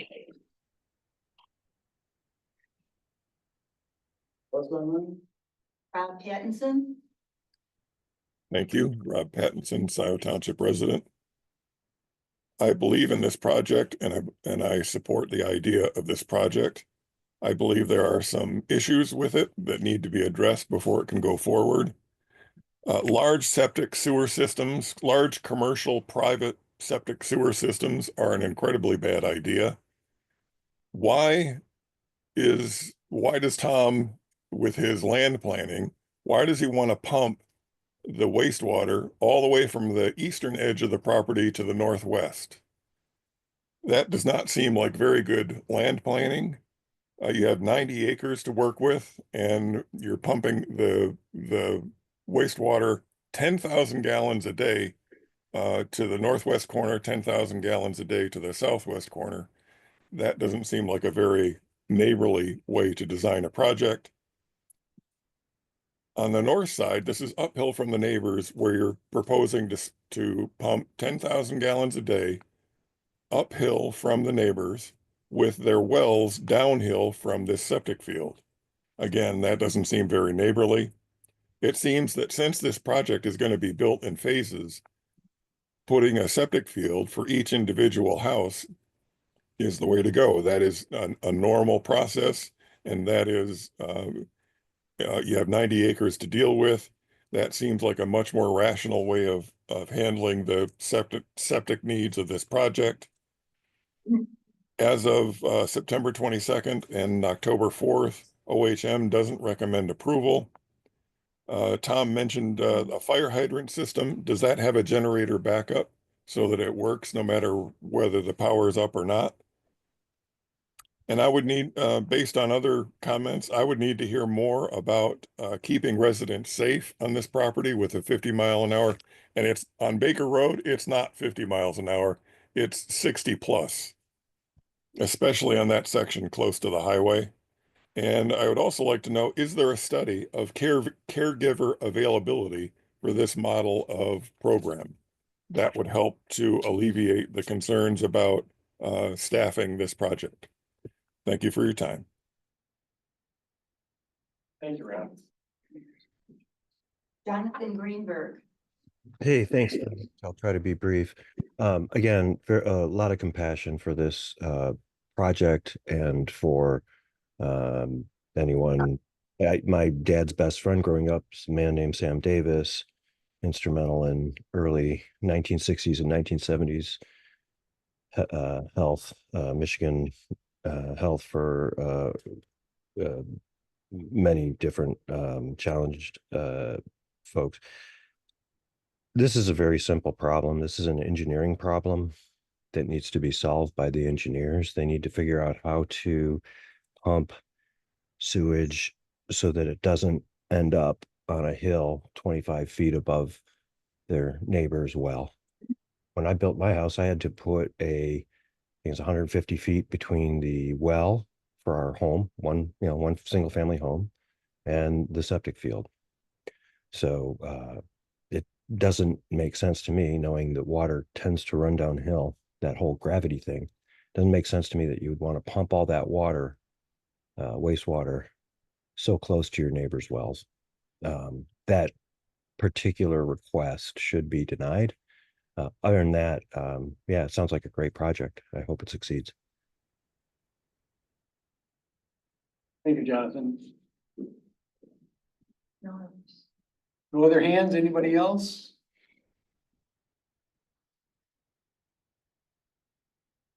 I hear a motion to. I'll move to close, open session. Public comment, Public hearing. yeah, public hearing. Your support? Support.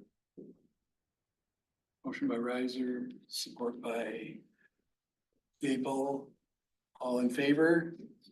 Aye. Opposed? Okay, we're, public hearing closed. I'll go get Jan. Okay, no, she shouldn't, we're going to be going into discussion. This is Jan. No, you, No. that's Well- not how you changed the agenda. You changed it to do, You're correct. so So she we're should not, come we're not back. gonna hear OHM. Lying. No. No. Okay, So I'll go get her. thank you. And thank you, everybody who had things to say. If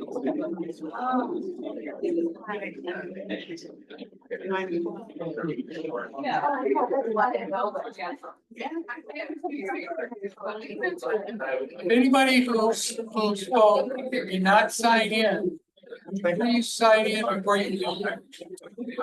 Take it. We're looking at our site. That's not gonna happen.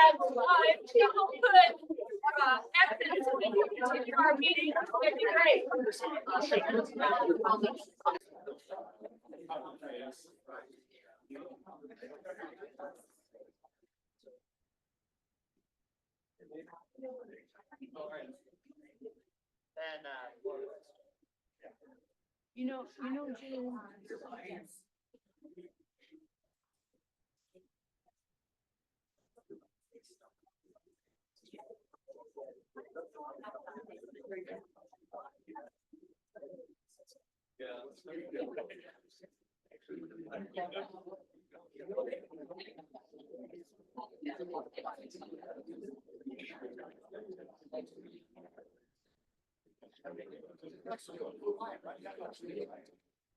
Yeah, like three doors down. Gotta drink it. What's that?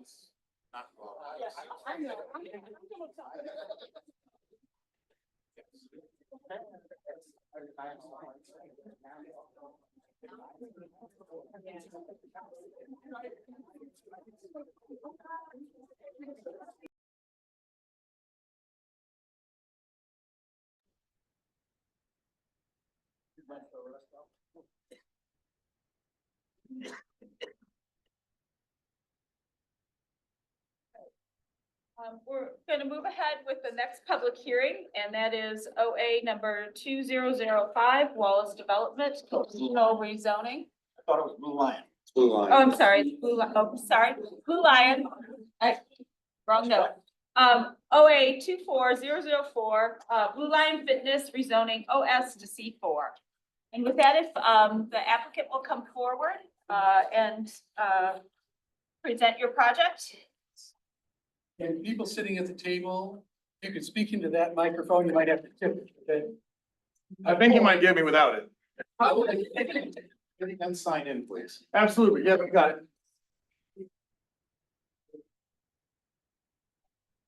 Thank you guys for taking the time out of your evening to meet with us. My name is Ryan Van Bergen. This is my partner, Daniel Roth. We've been owners of Blue Lion Fitness for coming up on 10 years in March of 2015. We operate out of 401 South Maple, which is technically Ann Arbor. The site that we're proposing, it's about a quarter mile down the road. In the interest of time, I don't want to misconstrue that me or my partner are not extremely passionate about our business and what we do and our customers, but I don't think that that's necessarily what you guys are here to hear from us. We were able to talk with the property owner, Christy Peros, who currently owns 2875 West Liberty, who's been a member at our gym for a long time. And she was moving out and made a point to say, this might be an opportunity. The walls are closing in on you guys. You should come look at this facility. So we did go and look at this facility. In terms of planning specifically, some of the things that I think that may be a concern that I'd like to address would be an increase in potential traffic or issues with traffic. I think that you guys may have seen that we have a list of what the traffic may be, but we serve around 78, 80 customers a day, which may be actually lighter than the traffic you may have anticipated for our type of facility. There's also a concern of whether it would be a nuisance or a problem for the surrounding residents, with our adjacent property being Liberty Athletic Club, which does similar recreational services to what we do at Blue Lion Fitness. It would fit already in the community and is not cumbersome, so we didn't think that we would cause any further issue with that. When it comes to any of the concerns regarding our facility going in there and causing issues, I think I'd be hard pressed to understand how we could be any more of a nuisance or a problem than what already exists there. Furthermore, we've discussed that, office services as a zoning is likely one of the most likely culprits to probably get rezoned, not only here, but in the future. That's an office space is being minimized. We're all Zoom, including this meeting. So I want to try and give the opportunity for people to talk to us, ask us questions, as opposed to fill the air with facts maybe you do or do not need. But we're very excited about the prospect of the opportunity. We think we bring a great community of people who are here to support us. And hopefully you can hear from some of them about what we do and how they think we could be a positive benefit to the Scio Township community. Okay, could you just talk a little bit about the indoor and outdoor aspects of what you're planning? Sure. So as of right now, our facility is an indoor facility. We have outdoor runs and stuff for our classes that we've had people participate in. This property is 4.5 acres, which would actually allow for us potentially to do some more of the outdoor activities. Obviously, when it's nice out, we'd like to try and get outdoors and utilize the fresh air, utilize the field services. I don't know how familiar you guys are with the parcel of land, but there's quite a large field in the back area. It's not an essential part of our business currently. It's not necessarily something that we need to have in terms of the outdoor recreation, but it is something that next to a pool, next to a tennis court, we think would be a reasonable fit within the township of Scio.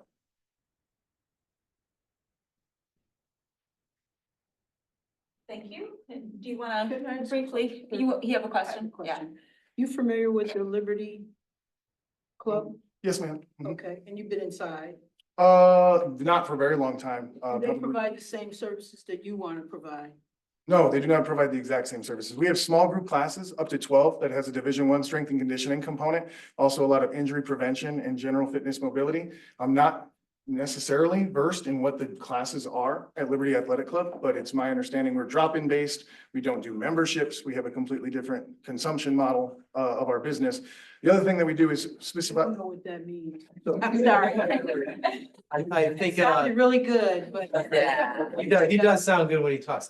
For us, we're actually significantly smaller with the same amount of space. Liberty's has probably 17 times the noise that we could ever produce with the 4 tennis courts, multiple pools.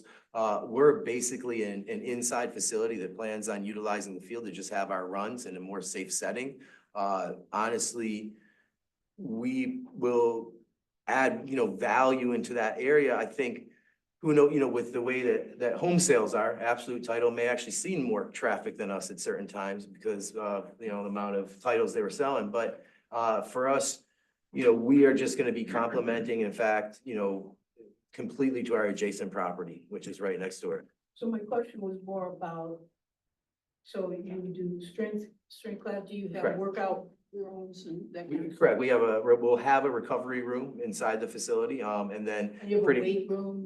it will be a general open kind of floor concept Yeah. with weights and, Okay. yes, exactly. And so my question is do those same services are provided at the Liberty Club? They have a free open gym, which allows you to just walk in and do your own thing.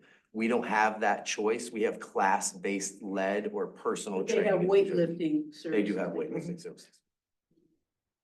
I guess just one other clarifying question, because this is a rezoning, we typically just see what's going on with it. Are you taking over the parcel, or I guess if this was to be rezoned, be the parcel behind Absolute Title? Absolute Title would remain, or would Absolute Title be? We would be taking over the whole property, so You're we. taking over the whole property, is And the- Absolute Title gonna remain as a business? No, so we would be taking over that existing business, correct? Got it, thank you. So they move out, you move in, and then you do some runs in the backyard. That's not it. Correct, sir. Okay, no. Okay, I'm sorry. There's more time. All right, So, just, yeah. just to give a brief, sorry, I walked in a couple seconds late, but, the current zoning is OS, office service. The proposed zoning is C4, which is what the Liberty Athletic Club is just adjacent. There is the existing multifamily development to the east of this site. The master plan, it doesn't specifically, isn't directly, coincide with the C4 zoning, but because it's adjacent to the Liberty Club's been there a long time. It makes sense to have this extension of service.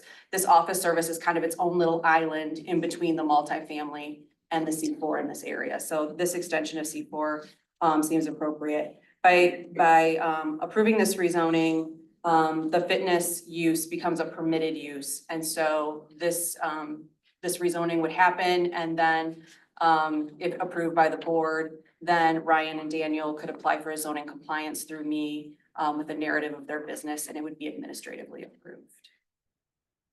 I'm happy to answer any other questions. And the outside, like, there's residential next door. Mhm. The, I guess, noise limitations. Yeah, that would all be part of, you know, when we look at the use.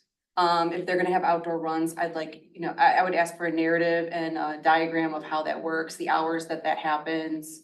You know what, we'd want more information before that's something we would allow as part of that zoning compliance application. Is there a reason why this wasn't done as a conditional? Well, originally, we talked about doing it as a conditional, but, you know,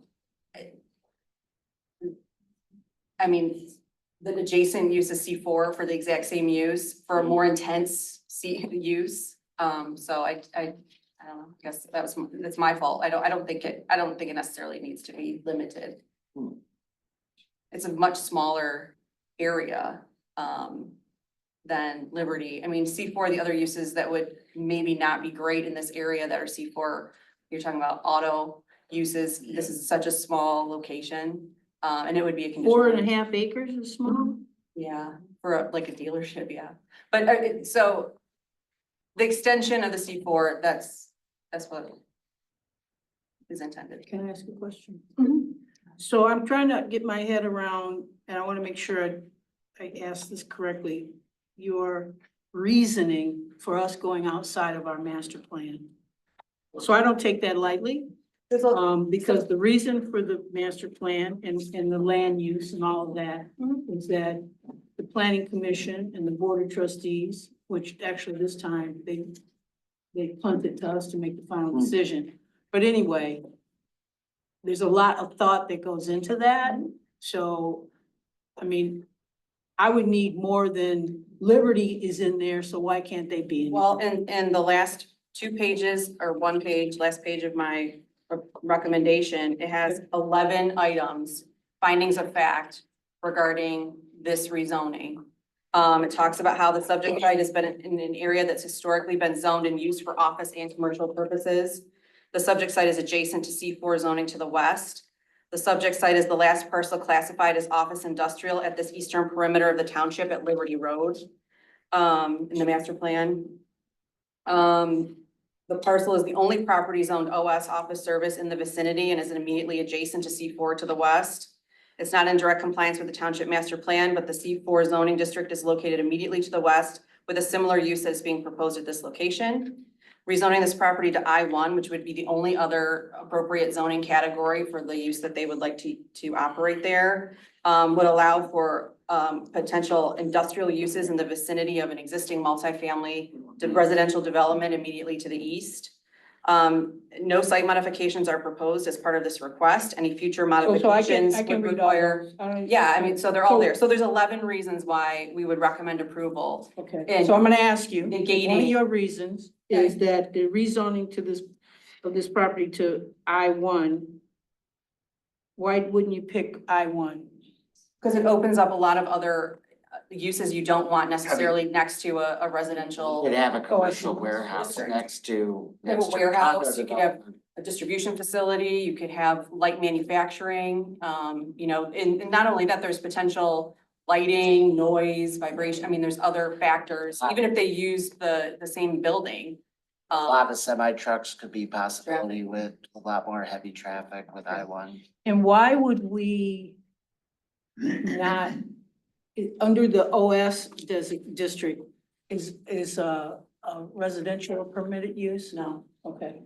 And why, given our housing situation, why wouldn't we be interested? That would go against our master plan too. Okay. Okay. At least it addresses a need, but okay, I understand what you're saying. Clarification? I have a question also, and it's in support of what Chair Culberson just spoke of.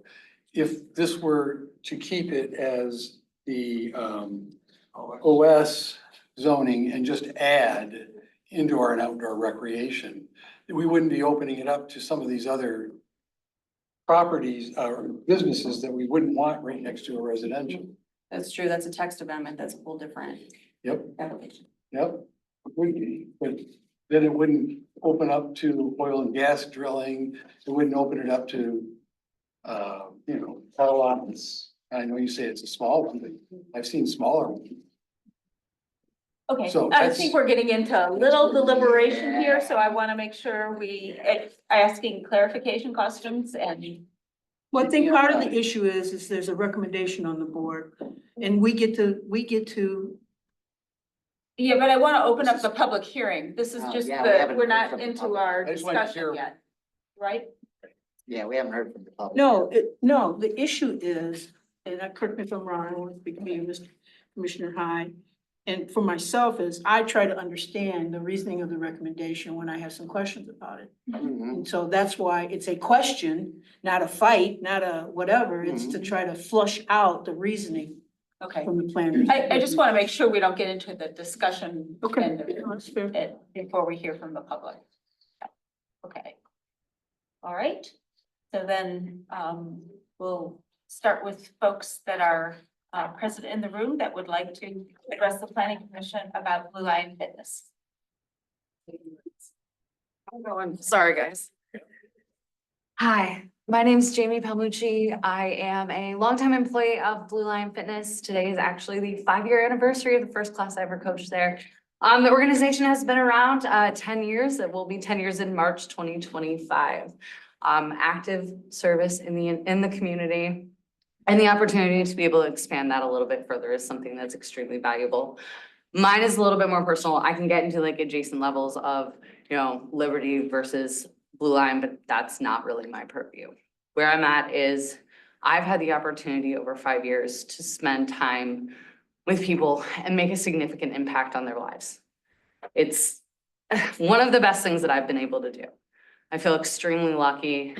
And being able to do that with a little bit more space is something that would be fantastic. We have frankly outgrown the space that we're in, and being able to do that in a way that is both constructive for our community and your community is very valuable. And as my family is growing, I'm like sitting here, my Zofran is not working anymore. I'm pregnant and like kind of like nearing the end of this. Being able to continue to support my community is really important. So I appreciate you guys taking the time for this, listening to all of us. There's a lot of people who really give a lot of care into this community who've been there as long as me or longer, who have great things to say. So I appreciate you guys hearing them out. Thanks.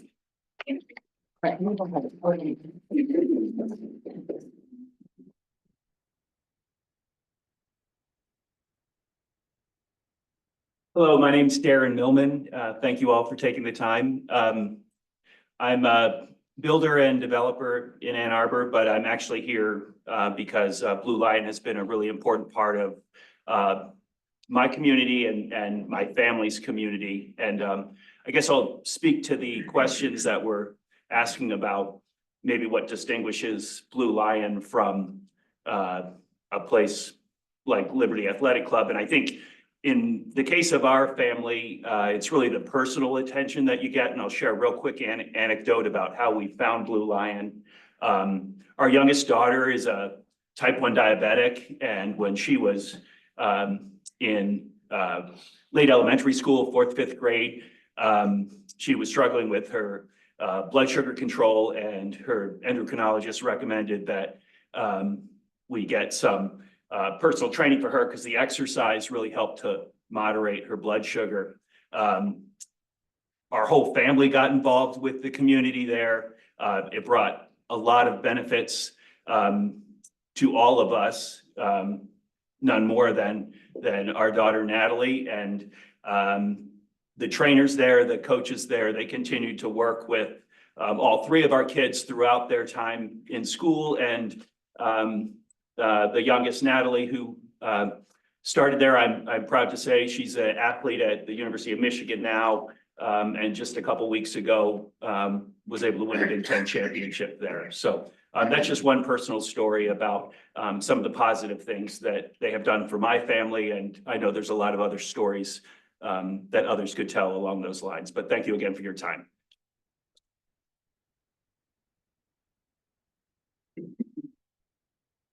Hi, my name's Elizabeth White. I've been a member of Blue Lion Fitness since 2018.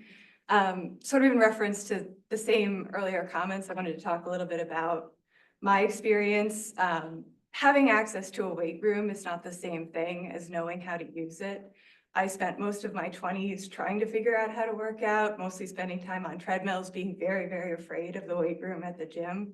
The benefits of strength training, particularly for women, are numerous and well documented. I personally am concerned about long-term mobility, of strength, of osteoporosis, about the symptoms of perimenopause and menopause that I'll face as I age. As a result of Blue Lion Fitness, I've gone from being absolutely clueless at the gym to coming in and having a supportive and planned out strength program designed by professionals that is not only accessible and safe, but incredibly motivating for me. I spent 6 years focused on strength training. My health indicators are all really, really good, and I credit that to Blue Lion Fitness entirely. Thank you.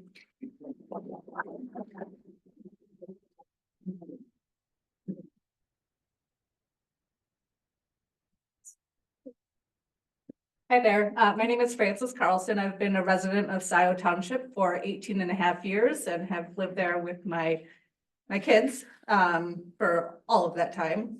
So I've been a part of Blue Lion since September of 2016. My 3 children, who are now 16, 18, and 21, have been a part of Blue Lion since their early teens. And I say a part of Blue Lion intentionally instead of just a member of Blue Lion because of what Blue Lion is to the community they serve, as well as the broader community. And the reason why Blue Lion has this community feel is largely in part due to the owners, Danny and Ryan, who you just heard from, and the people like Jamie and the other coaches that they intentionally seek out and bring to Blue Lion to encourage and support the community members that they bring in. Of course, Blue Lion trains many elite athletes, but they also train people of all ages, all sizes, and all abilities, from people in their early teens to people that are 50 plus, like myself. And it doesn't matter because everyone there is encouraged and supported. And beyond their own Blue Lion community, Blue Lion also supports the community around them. Anytime that I've asked Danny or Ryan if they could support, my kids went to Skyline High School, if they could support Skyline, lacrosse team, or if they could support this fundraiser, the answer was always anything for you. And they never hesitate to support community fundraisers, whether it's for the local area high schools or for charitable fundraisers that Blue Lion has asked for their support. They always give it. When I personally recommend people to Blue Lion, it's not because, their programming is great and their fitness program is great. And of course it is, but it is because of the community and the people that are in that gym. I think I know most of the people that are here in support, which is different from Liberty. And I've also been a long member of Liberty Athletic Club. And I guess the comparison is between going to like People's Food Co-op for your groceries versus Myers. Both offer great products, both are great businesses, but they simply serve different purposes for different people. And they offer things for one person that they can't find at another place. People's Food Co-op has a community feel. The people that work there because, you see them over and over, and it's a small space. And that's what Blue Lion is for the community of people that go there. So as a longtime Scio Township resident, I 100% support this type of business coming to Scio Township, and more than just the business, the people that are behind the business. Thank you.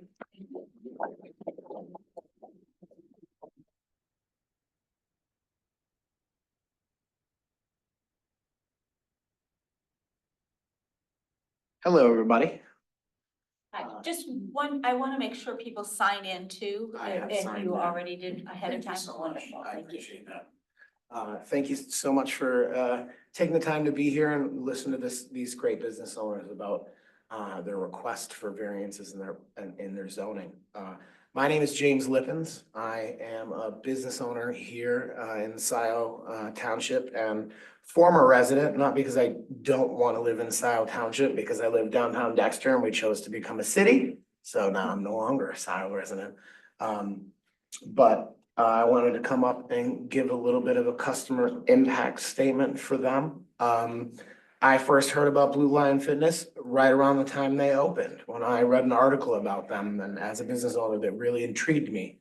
But I was not an athlete when I was younger. I was not an athlete in high school. I spent most of my 20s and 30s as a 300-pound, man with diabetes, and I was very intimidated by it.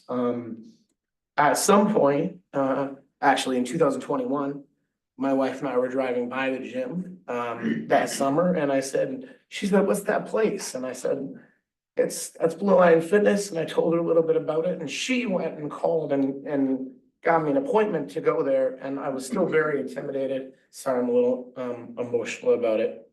But I went and I had a meeting with Jamie, the nice pregnant lady who was just here talking.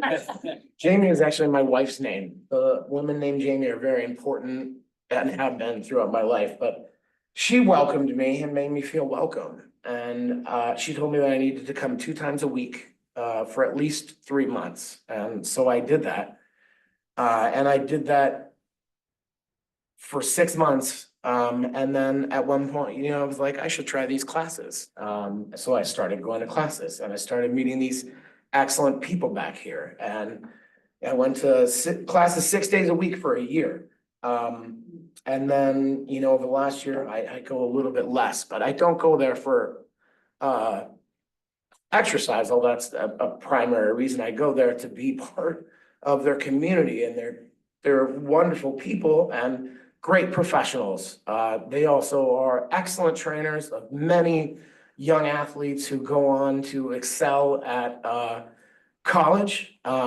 And then, several who have come back and then dedicated themselves to teaching and coaching, who came from customers and back coaching. So, it's a very important place.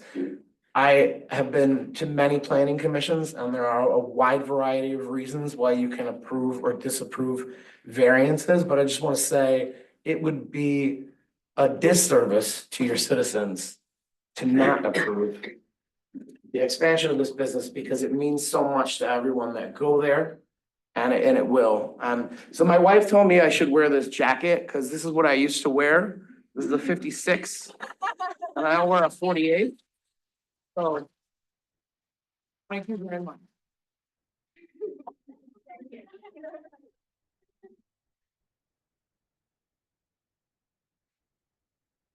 Evening, everybody. My name is Dave Klumkowitz. I'm going to speak on behalf of Blue Lion Fitness. We have a unique experience where we actually belong to both Liberty and Blue Lion, so we understand they're adjacent properties. It's interesting, although, they similar, but they are very complementary to each other. When we had young kids, Liberty was a great facility, but now that, we've gotten older, there's things that Blue Lion differentiates himself by coaches and programming and classes and community, that, is very complementary to each other. So we actually see a need for both. We think they're both very good, facilities. I think with Blue Lion though, with Danny and Ryan, and what I really want to say is I've been a member since late 2015. So I've been there for almost 9 years. And to see where they were when they started and the growth that we've seen from them from an economic standpoint, but also from a community standpoint has been phenomenal.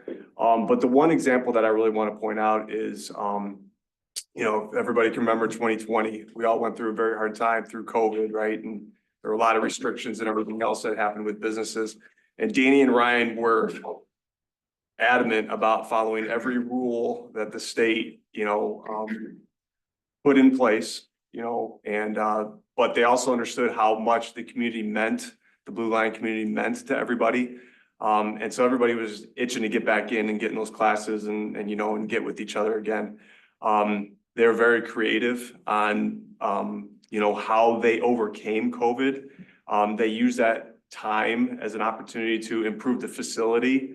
And then when we came out of COVID, it was just incredible, the sense of community that everybody missed and then what we came back to and to what it is now. So they not only saw that as an opportunity to grow, but you can see where they're at now. And now they're just too big and they're busting out of the seams out of the facility they're at now. So I can understand the idea of them wanting to go to the new facility.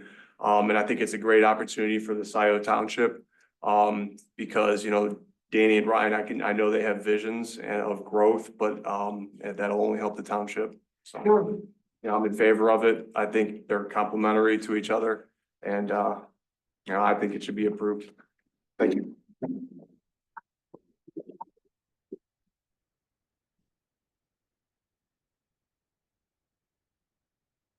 Good evening, Chris Ryan. I'm here as a proud member of the Blue Lion Fitness community. I joined after my wife did, who may speak on Zoom in a little bit. You've heard Blue Lion is a locally owned and operated gym. It's become a cornerstone of the fitness community in Ann Arbor. It's not just a place to work out. It's a place where people of all ages and abilities come together to improve their health, set goals, and support one another. From beginner level fitness enthusiasts to some of the most elite high school and college athletes, everyone is welcome and encouraged to find their best selves. What sets Blue Lion apart is the strong sense of community it fosters. The trainers know your name, your goals, and your progress. Members cheer each other on, creating an environment of mutual encouragement and belonging that's hard to find elsewhere. It's more than a gym, it's a place where friendships are formed and people feel connected to something larger than themselves. The proposed new location in Scio Township would allow Blue Lion to expand its offerings, serve more members of our community. I believe it would be an asset to Scio Township, not only in promoting health and wellness, but also in contributing to the local economy. As a business that is deeply rooted in our area, Blue Lion's success benefits us all. I do want to address a comment that Commissioner Moore made, because it's a comment that I made to my wife when she started going to Blue Lion, which is, we're already members of Liberty. Why do you need to go to Blue Lion? And I didn't understand and appreciate the differences in what you get at Liberty and what you get at Blue Lion until I experienced them both. We love Liberty. We've been members for a long time. My kids go multiple days a week. I'm there multiple days a week. But you can't play tennis and swim at Blue Lion, and you can't get the Blue Lion experience at Liberty. They complement one another, but they're different in their own rights. And how are they different? Well, they offer two different things. So for example, Liberty has tennis courts, they have pools, they have an open gym where you can just go and freely exercise. Blue Lion, in my experience, focuses on personal training, focuses on classes, and they have a programmed 3 or 4 part class that's programmed by the professionals there and really guides through the workouts, focusing on form, focusing on strength, and offering that experience that I have not found at Liberty. Thank you.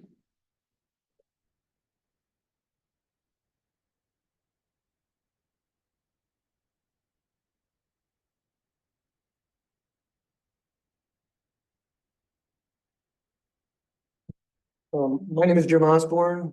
I have a condo at Summerfield Glen next door to this property. First, I'd like to say thank you to Christy Peros and Absolute Title all these years. They've done a very good neighbor. Not only in this, it's a good quiet space next to us, but also just completely coincidentally to tonight's previous item, we have there are 12 residents who are IDD, same population that Carrie was talking about, along with 3 community builders. They were very good, letting us use their property for potlucks and other little things. It was very friendly. Also want to say congratulations to Blue Lion for their recent business success. It's great to see them it working out well for Mr. Van Bergen and his partner. Often see them, their folks running down Maple, not Maple Stadium. So the fundamental, them moving in there as an indoor fitness, that sounds great. I have no problems with that at all. And fundamentally, it looks like it's a very good fit. I'm not really concerned about traffic or anything like that. But we've been talking a lot about how they're next to Liberty and they're gonna be kind of like Liberty. But keep in mind that the other 3 sides is residential. You know, across Liberty is City of Ann Arbor, and it may not be your concern, but still, you've got 130 households at Summerfield Glen. You've got hundreds behind in the, what used to be called Wood Chase, it's Club at Arbor Park or whatever. So while I have no really objection to the rezoning as it is, I do appreciate your attention to as far as what the noise levels might be. There's certainly nothing wrong with somebody doing their interval work or sprints in the field behind, but also make sure there isn't like music pumped out there, anything that's amplified, megaphone coaching, anything like that. And also what would happen after, if this business grows and moves out again, the thing that C4 allows, another athletic club, outdoor recreation could also mean things like, oh God, imagine living next door to say a dozen pickleball courts in that back field there. It would just be horrific for the neighbors. It also allows, like you pointed out before, the vehicle sales, building materials sales, garden centers. It's so nothing against Blue Line Fitness moving in there, but I just appreciate your attention as far as the other three sides of a residential property. Thank you. Thank you. Anyone else present would like to speak?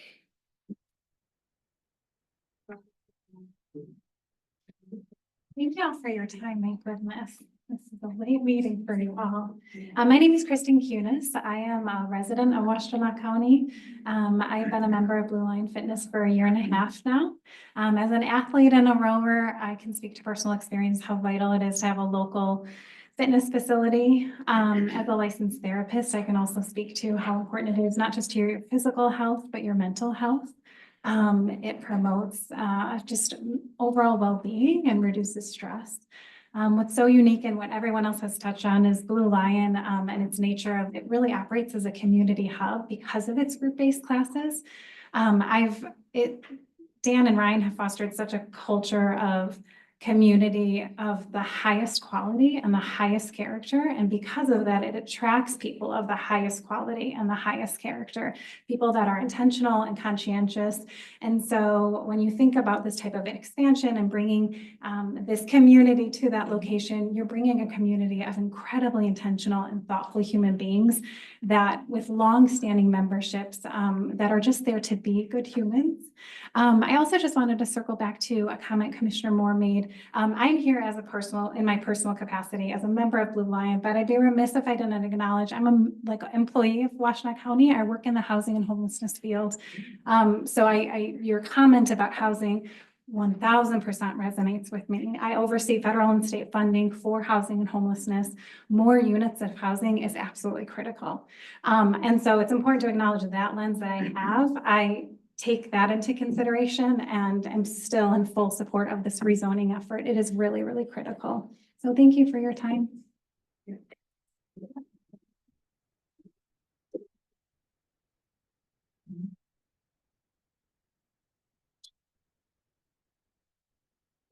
My name is Karen Kachevsky. I'm technically not a resident of Scio Township, but I live across the street at Liberty Point Condos. So right across the street from the proposed building site. I've been going to Blue Lion Fitness since 2017. I think it would be a great addition to the community. I'm going to echo pretty much what everybody else has said at this point. Just how much of a focus and how much Blue Lion fosters a community. I think when I first started, Ryan over here, I did a box jump with him. Never done that in my entire life. Danny and Ryan taught me how to use a barbell. I was a shy kid in school, never really went into a weight room. Didn't really think I was a barbell type of person, but a couple, however many years later in classes, here I am, I use a barbell, I can lift weights, and it has brought me confidence in the gym, but then in other parts of my life. I absolutely love the coaches there. I have a bad day at work and I look forward to going to the gym because my friends are there. My workout buddy is sitting in the back row. I have a good friend who, like one of my closest friends who I met at Blue Lion. She has since moved to Chicago. She has a gym there, but she says that she doesn't have the same community feel that Blue Lion has. So I think it will be an asset to the community, a place that people can go, they can get their workout in.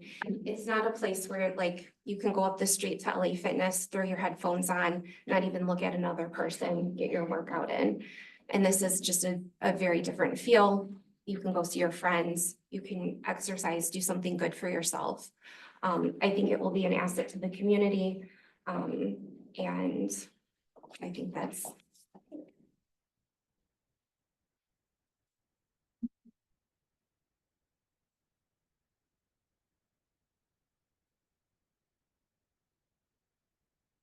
Hey there. Wow, I didn't realize it would be this long, this whole evening. My name is Kara Peterson. I am the president and CEO of Liberty Athletic Club, as well as an owner of Liberty. First off, I want to say that Christy, the owner of the land of absolute title, I don't know if she's here, I've not met her, but she has been an absolutely fabulous neighbor. So I just want to say thank you. She has been great to work with, and we really appreciate all the partnership next door. I also want to say thank you to all the lovely stories that I heard from all of the Blue Lion folks, being in the fitness industry and the wellness industry. I get it, and it's good to hear. And thank you for the positive comments about Liberty Athletic Club. Also really appreciate that too, and people's dedication. So I was just gonna run through the recommendations, right, this sheet really quickly. So do you want me to read out loud, or do you guys have this? This is what? They have it. Okay, so I will, number one, the subject site is in the area that has historically been zoned and used as a commercial, yes, right, correct. 2, the subject site is adjacent to C4 zoning to the west, right, that is Liberty Athletic Club. Yes, we have been in business for 51 years. We predate the master plan. And zoning in Scio Township. 51 years. Same ownership, family owned and operated. Number 3, the subject site is the last parcel classified, yes, right? Skip 3 and 4.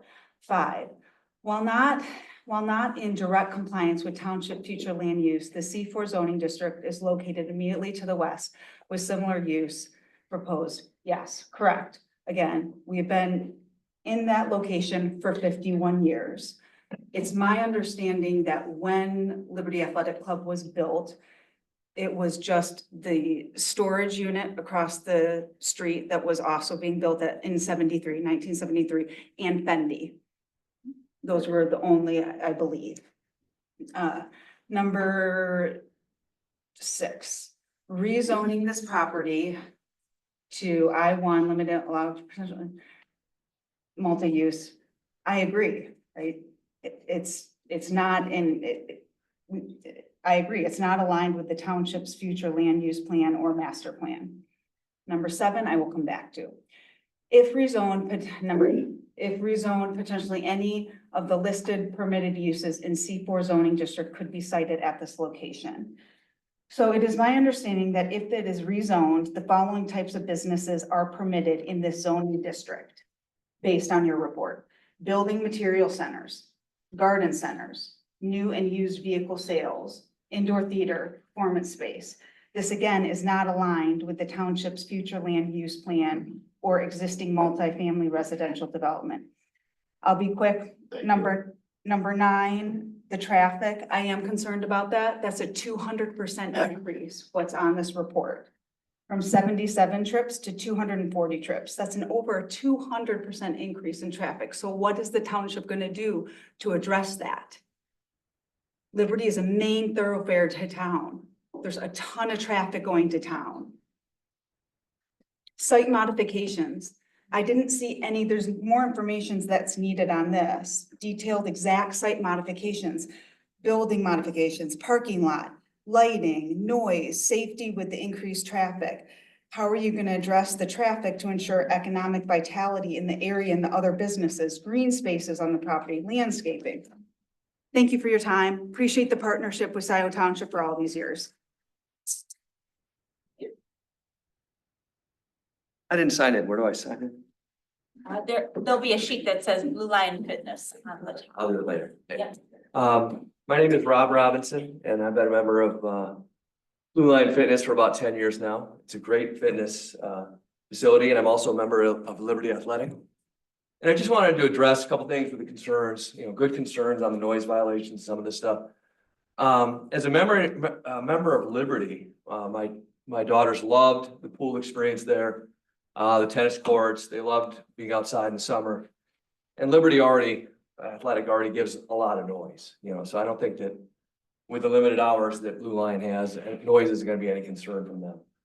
The pools are rather loud at Liberty, but in a good way. Everyone enjoys it. And I just want to say that the previous speaker gave a lot of concerns as far as, what the potential of this zoning, what it could be or whatever. But I think primarily that's unfortunately a result of them being in Liberty Athletic. And I hope that while they do have some valid concerns, that you realize it might be that there is some overlap in some of the stuff they do, and that might be more of the reason for those concerns, but at least from my vantage point. So thank you very much. Appreciate it.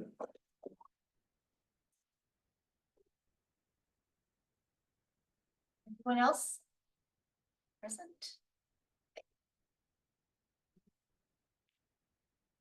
Good evening. My name is Robert O'Reilly. I'm an attorney here in Ann Arbor with Condon, McKinney and Philbrick, and I represent Blue Lion Fitness. In addition to that, I could say I'm also a customer. I started going to Blue Lion July of last year, so I'm a newer member of the community. Only about a year and a half, but I could echo a lot of the same points that have already been made.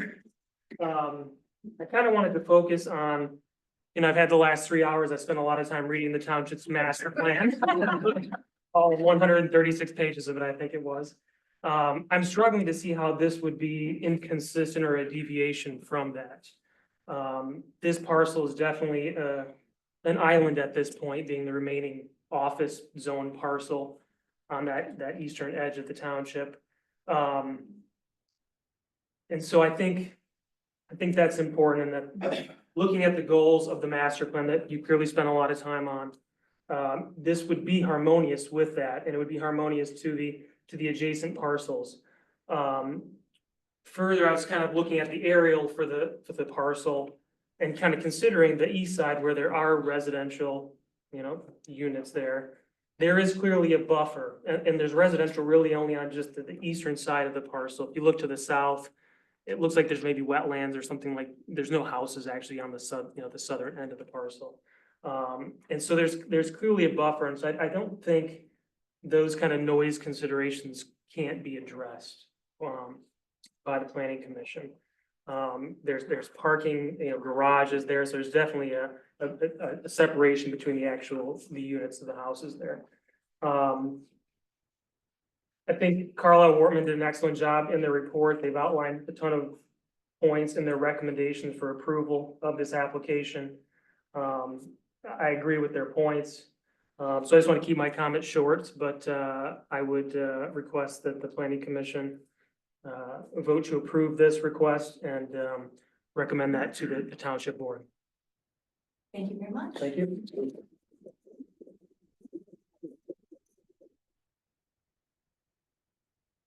Anyone else present in Township Hall? Right, we'll turn to our online folks. I don't see anyone. Oh, take that there. Maxwell Ryan. This is actually Maxwell's mother. Sorry, I didn't change the name. On the Zoom. Hi, this is Netta Ryan. I will do my best to keep it brief, but I'm not always the briefest of people. I'll start with the more objective pieces. First of all, thank you the commission to, for giving us this time. Really a humble honor of mine to be able to speak in support of Blue Lion and moving to this new location. Objectively, I just want to get the objective out of the way first. My family has been a member of Liberty Athletic Club for over 30 years. I grew up there. I grew up playing tennis there. I have very strong emotional ties to that facility.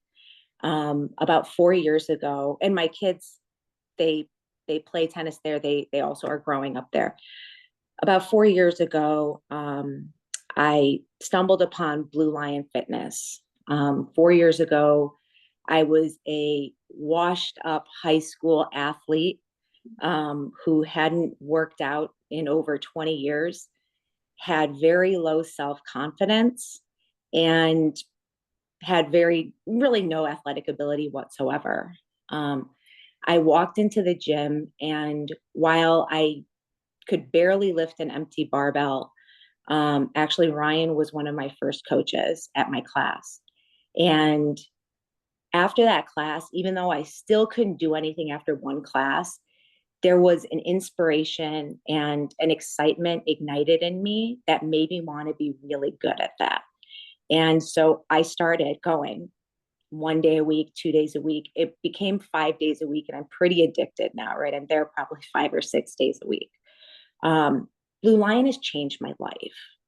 And I'm really trying not to get emotional here, but the community, while it's so different from Liberty, and it's not to take away from Liberty, but it is an intimate community. The offering is very different.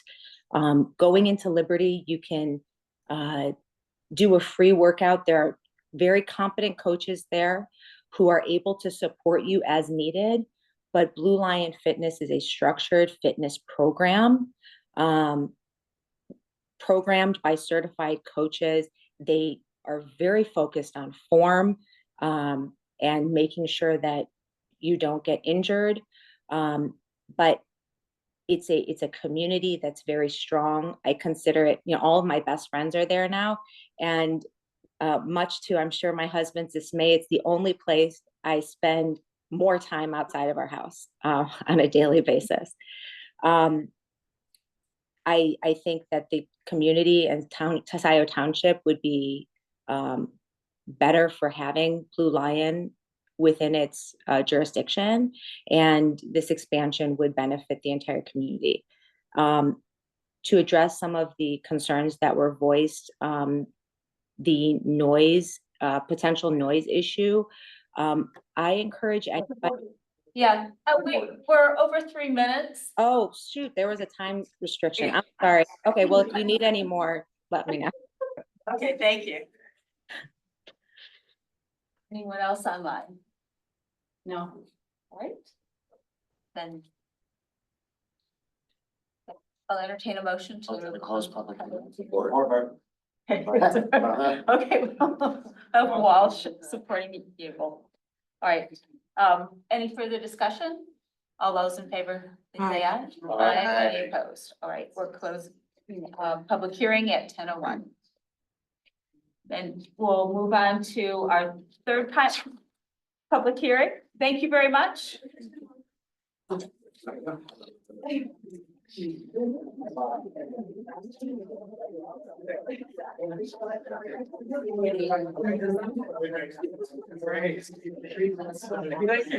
Really hard work. I didn't realize how long it took.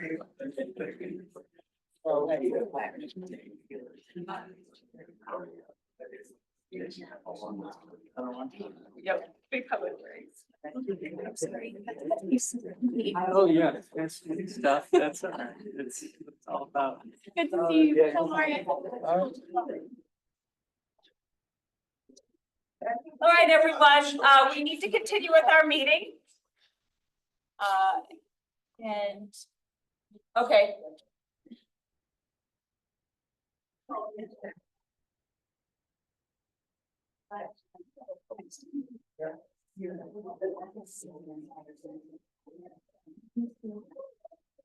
Oh, yes.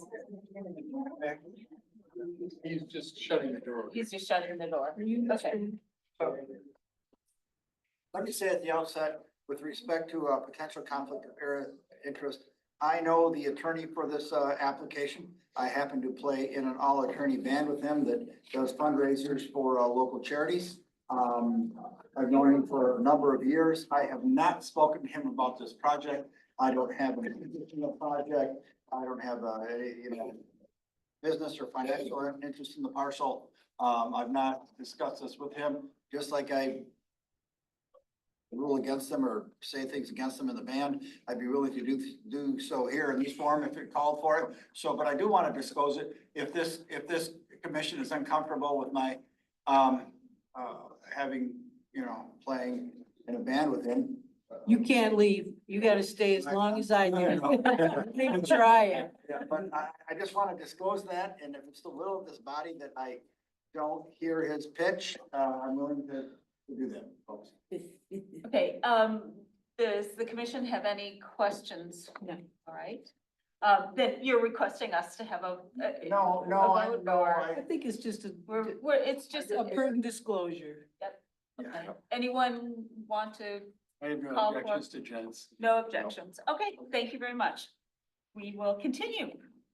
Welcome. Yeah, based on his criticism of me as a band member, maybe I don't want him back. No, I'm kidding. Thank you. My name is Scott Munzel. I am of counsel with the law firm of Deaver, Eby, Issa, which. You know what? Let me officially open the public hearing. This is OA number 24001, PSP 24004. No, it is not. Sorry. 24005, the Wallace Development Company, conditional rezoning C2 to C4. Thank you. Thank you, Madam Chairperson. Again, Scott Munzel. I'm of counsel with the law firm of Deaver, Eby, Issa, 301 North Main Street in Ann Arbor. With me tonight are also Coley O'Brien, who owns the property at issue, and his son Miles. We're not going to have as much fun as the prior two public hearings. Will be a little bit shorter, but. That'd be great. So this is our request to rezone this particular parcel from C2 to C4 with conditions, or I'll call it conditional C4. I submitted a letter, November 8th, that kind of outlines the application, and I'll just touch on it, the main points from that.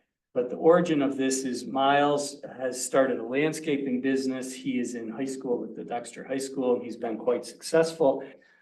He's identified kind of a new market, which is basically delivering pre-cut firewood to residents of Scio Township and the surrounding area. The operation is fairly low in intensity. He receives a truckload of logs once or twice a year. He rents a machine that splits and cuts the logs once or twice a year, and then he stacks the firewood to be stored there and then delivered to customers by him. That is, nobody's coming to the site. However, there is no zoning category in Scio Township that allows that kind of use, and so we are seeking to come up with a mechanism to allow him to continue with that business at this particular location. The closest zoning category would really be would be a conditional use under the C4 zoning. And so that's what we're kind of aiming for. Now Coley, because he owns also the property adjoining it, which is the A&W restaurant, he wants to be sure that anything on this parcel is also compatible with his business next door. So we came up with the idea of requesting a conditional rezoning to C4, which would limit some of the other uses in the C4 category to kind of protect his interests and perhaps those of the township as well. And so we proposed a conditional rezoning to C4 that limited some of the permitted uses as well as some of the conditional uses. But if we're successful in getting this rezoned to conditional C4, Miles would then still have to come back and apply for a site plan and a conditional land use under the C4 category. So this is just the first step in what would be kind of a two-step process. your master plan for the particular area, which is the, the north side of Dexter Chelsea Road, calls for office and industrial uses in this location. Interestingly enough, both C2 and C4 contain uses that are consistent with the office industrial use. And actually, the western edge of this property is the divider between C4 and C2. So really what we're asking you to do is move the zoning line about 200 feet to the east, although it'd be conditional C4, but it's really a very minor incremental change from what is out there already. The master plan uses call for office uses, research, light industrial or warehouse type uses. And so both C2 and C4 kind of match those. But again, this conditional C4 that we're proposing with the limited uses is consistent with the master plan. So that would meet your zoning ordinance section 36-462-1 regarding consistency with the master plan. Turning to the other standards in the zoning ordinance, the first one would be any kind of precedential effect this would have. We believe that moving that line 200 feet in a way that's generally consistent with the master plan, as again, conditional C4, would not create any kind of adverse precedent that the township would have to deal with. And so therefore it meets section 36-462(2). Related to governmental services, we don't believe that the conditional C4 and eventually, hopefully, the Miles's operation would create any burden on governmental services. And so it would satisfy section 36-462(3). We don't believe that it would have any impact or modest impact at most on property values, such that it complies with section 36-462(4). And then again, the last one is land use policies. We believe that the proposal is generally consistent with the master plan. And so this rezoning would be appropriate and it would meet section 36-462(5). Now, in your packet, you did get a letter from the fire marshal, Mr. Sears, related to some concerns that he had about the potential future log operation, firewood operation. I did have a chance to speak with him today. He was referring to the International Fire Code. There's some issues that he wants to address or to discuss, and we agreed to meet out on the site with Coley and Miles in the next week or so that we could work through those. I don't want to represent anything that he said, but based on our conversation, I'm pretty confident that we'll be able to address his concerns, whether it's how Miles stores the logs, the quantity of logs that he has on the site at any one time. But I'm pretty certain that we'll be able to meet his concerns. And again, those specific issues would really be worked out at the site plan stage after Miles comes up with a site plan and how he's going to do it, because obviously the fire marshal would have to be comfortable with those. And then that would come back to the planning commission in any event for your review. So that basically concludes the comments I wanted to make. We believe that it meets the standards for rezoning to conditional C4 as stated in the Carlisle Wortman report. And we would ask for your positive recommendation to the township board. Happy to answer any questions. Coley and Miles are both here, of course, and can answer questions as well. Thank you.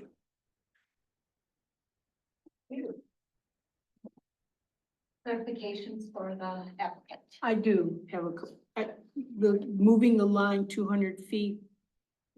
I'm sorry, it's been a long night. That's okay. What's the issue surrounding that? This site is zone C2, and immediately to the west of it, it's zone C4. And so what we're really doing, what we're asking is that you move the line of the line for C4 to include this parcel, which is 200 feet long. Excuse me. So Why or why? Well, I guess wide. I mean, it's 200 feet on the road frontage and about 158 feet deep till it's the railroad track. So you've got, here's your C4 coming along Dexter Chelsea Road, and then the C4 ends at Mark's, he's got an auto repair shop, and then there's a vacant parcel, and then the A&W. And so the vacant parcel in the A&W are zone C2, but Mark's is zone C4. So we want you to move the differentiation, the line between C4 and C2, 200 feet to the east.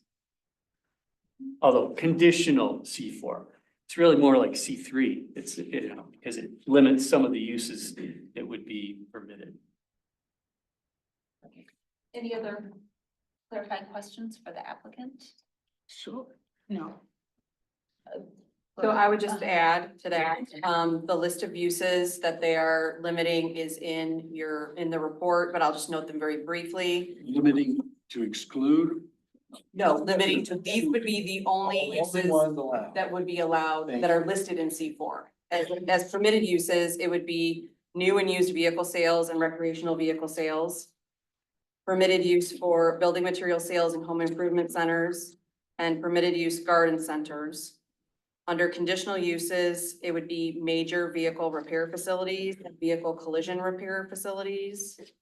Contractor wholesale supply when in conjunction with general retail sales of items. This is where, we're fitting, Miles's business. It's the closest that we have in our ordinance. Standard restaurants and establishments that serve alcohol would be a conditional use. And then multifamily residential could also be a permitted use, as part of an overall mixed use development. Okay. So I do have a question for Laura. Go ahead. If you're done. Okay. So you're familiar with this composite commercial district C4? And specifically paragraph 2 in subsection A says the district is to be used only in those areas of the township which are served by public water and sanitary sewer facilities. Okay. And so.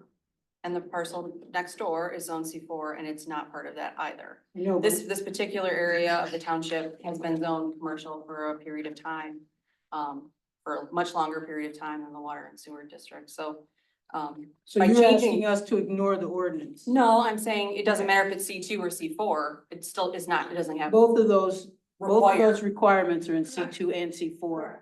But I'm just saying, did you note that in your memo about that requirement? No, Okay. But you want us to ignore our ordinance in that regard? that's not it's not ignoring it. It's already zone C2. So it already, It's deficient. it's already deficient. By modifying it to C4, it doesn't change the commercial zoning deficiency. No, but for us to change it to a C2, we would be in violation of the ordinance. I just. Because the ordinance is very clear. This is quote, "The district is to be used only in those areas of the township which is served by public water and sanitary sewer facilities." There's no exception to that. But if you were here before and you were in C2, et cetera, et cetera. I'm not putting that on you, Laura. I'm just saying, I'm trying to make a point. I'm just trying to understand your reasoning. Because I feel like, and we've had this issue come up before. And I'm being consistent about my reaction to this language, is that, and so I'm just trying to understand your recommendation vis-a-vis the ordinance, so. Could I make a comment? I wanted to know, this is specific to her recommendation to us, so. You can make a comment, but I don't, I feel like. I've heard your explanation about C2, C4, Well- 200 feet. Well, I guess what I would say from Yeah, we're kind of in deliberation Okay. here, so. We don't want to. Yes. Question of fact. Question. Okay.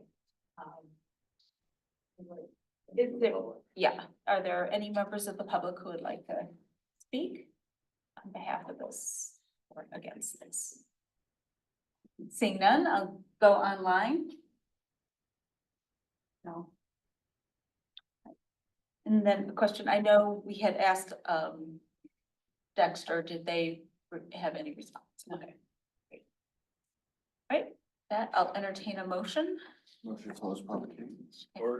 Moved by people and supported by Ed. Any further discussion? All those in favor, please say aye. Aye. Any opposed? Right, then we'll close at 10:18. Okay. Then we do not have any unfinished business this evening, so we'll go on to New business. our new business. So, Bye, Jan. Yep. can I ask Wait. us, even with Jan here yet, do you think we're gonna be able to get to all of these three and take actions, or are any of them going to be postponed or tabled? Because if we're gonna postpone or table any of them, let's do that now while people might still be here. So do we know now, or we're gonna plow through and get them all? I'm not in any position to make any decision about Many hands. many hands, thank you, project. I think the same way. And, so that's my response to that, to your initial inquiry.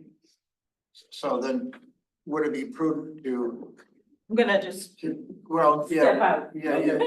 We'll come get you. Yeah, but I'm just talking about. Yeah, I know, but Yeah. that's okay. Would it be prudent, I ask this body to postpone that one to the next date or to a future date? I would be in favor of that. I think the next day would be fair. And I can make that motion if everybody. I know it's wanting to know, first of all, if anybody else had anything that they wanted to say. We've heard from three of you.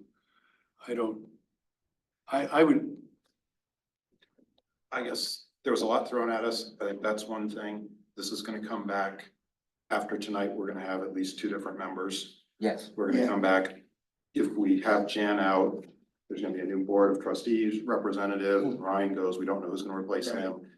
I think to be fair to the applicant, we need the reconfigured board or commission to make that decision. Would we need to, we wouldn't need to go over the public hearing again, because No. it was for the public. The public hearing was closed, so you don't If have. we start deliberation, I see your point. So I think your point is if we started deliberation now and then tabled it, then We've got to then we'll have to start deliberation all over again with the new people. right, I'm saying let's. That's an interesting. And I don't wanna have those folks here 40 minutes and then move the table. Yeah, I wanna be respectful of everyone's time that has been here for the last 3 hours, including all of ours. I mean, obviously, this is my last meeting. I appreciate working. with Well, everyone. then, I think that's, I think we've all had, almost all had our say. Do you have any additional comments? Any additional comments? Andrew? About many hands?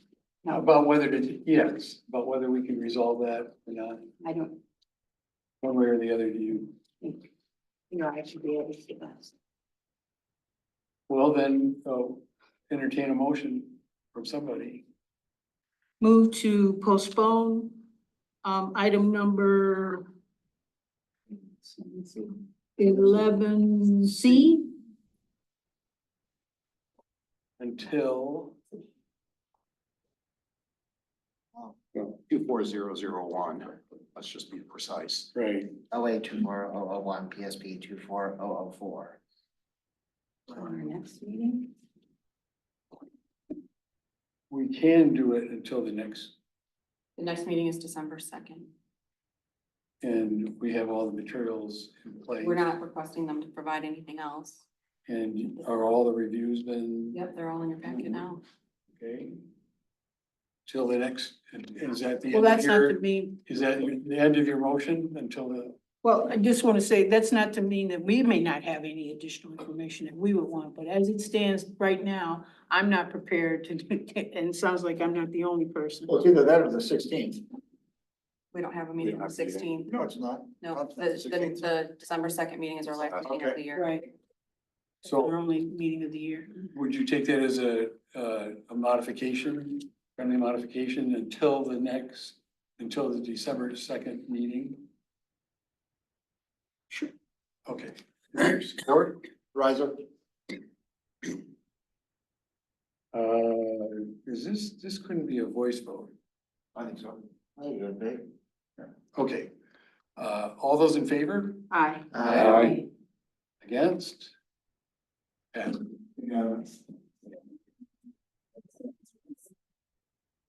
Okay. You made my job easy.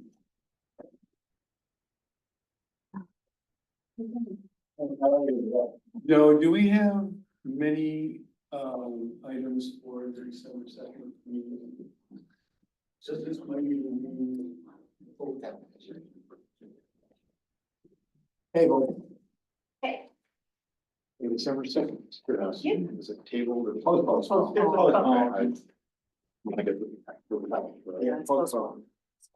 right. And we'll move on to Blue Lion Fitness.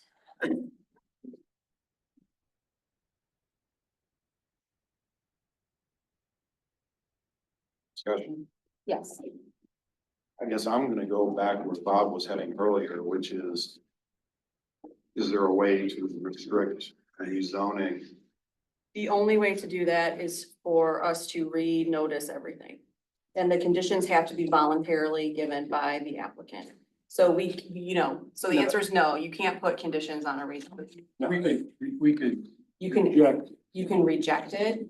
I just want to note that in addition to Liberty Athletic being zone C4, so is the self-storage to the west. You're not talking about one property here in this area that's zone C4. So it makes the most logical sense for this to be zone C4. Liberty and the storage facility, neither one of those are conditionally zoned either. Okay. And so, Good to I mean, just a note for context. It'll be a block of consistent parking. It would be a block of consistently zoned parcels. Let's take those parcels so closer to the housing development. Well, it's already office. Yes, it would take those closer to the. So it becomes C4.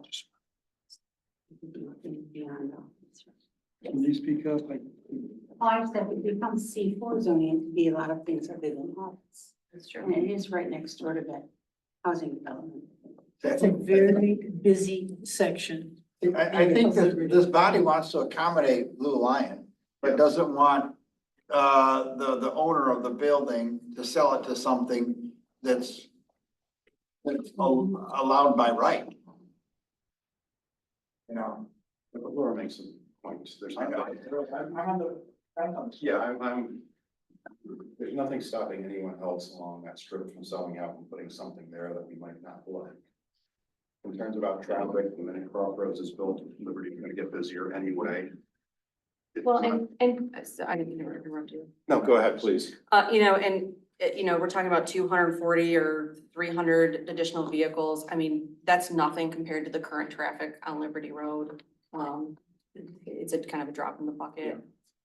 I guess I'm leaning towards just supporting this just because it's just adding a C4 chunk where there's already C4 along the way.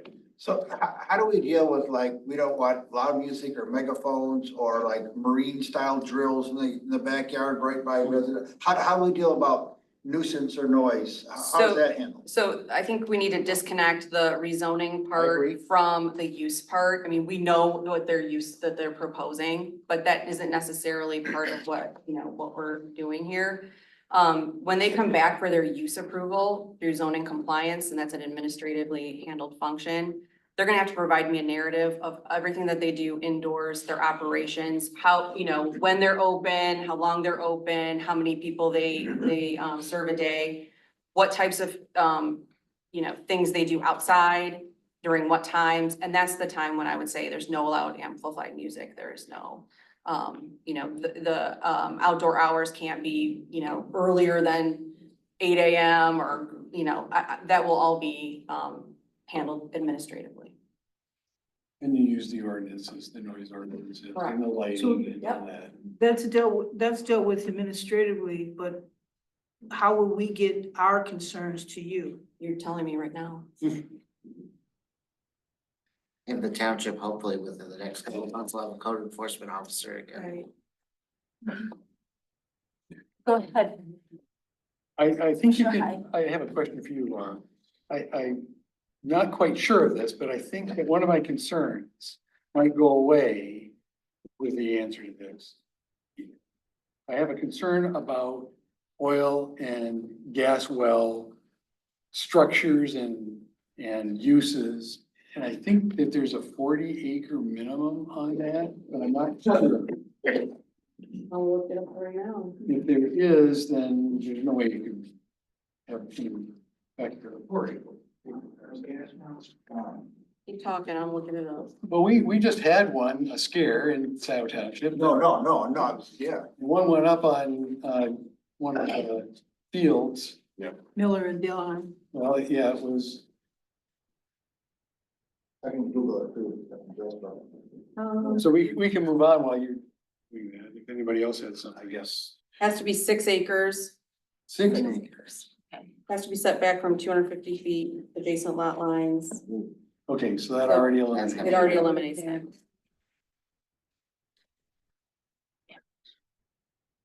And the other ones that I'm concerned about would be, as Commissioner Yapel pointed out, if you had certain businesses that had deliveries, you could have major truck traffic in and out, storing and picking up, and that's not what this is, but it's one of the uses. So that's why I was looking at taking the C2 and allowing an additional use on it instead of switching.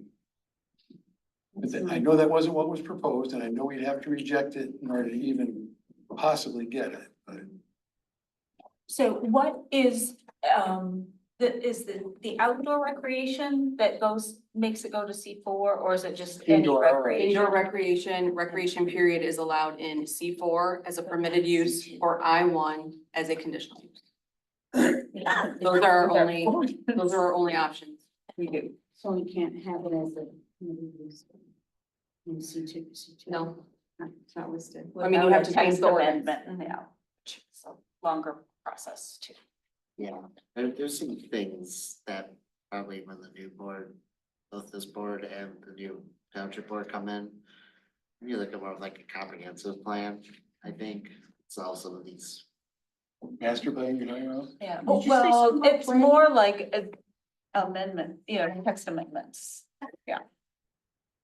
I've heard other people have some interesting quandaries. Yeah, okay. I think it's a good discussion.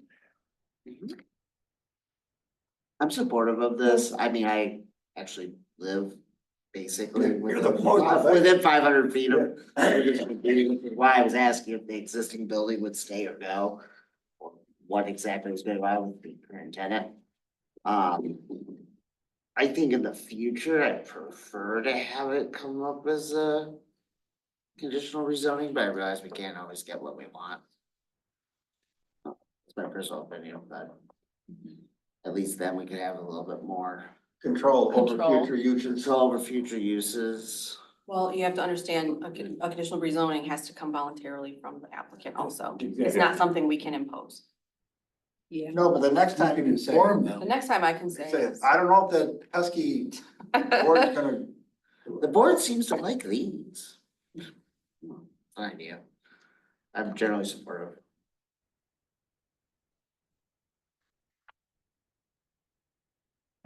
You wanna? Are you supportive enough to make a motion or second motion, Ryan? I'll second it. Then I would move that, regarding, ordinance amendment 24004 Blue Lion Fitness rezoning at 2875 West Liberty, that based on the information received from the applicant and reflecting in the minutes of this meeting, the planning commission finds that the proposed Blue Lion Fitness rezoning at 2878 West Liberty Road from OS Office Service to C4 composite commercial meets the informational requirements contained in section 36-461 and the factors found in section 36-462 of the zoning ordinance and recommends approval. We are incorporating the findings of fact as contained in the October 21st, 2024 Carlisle Wortman Associates report, in support thereof of this, motion. Support. Further discussion.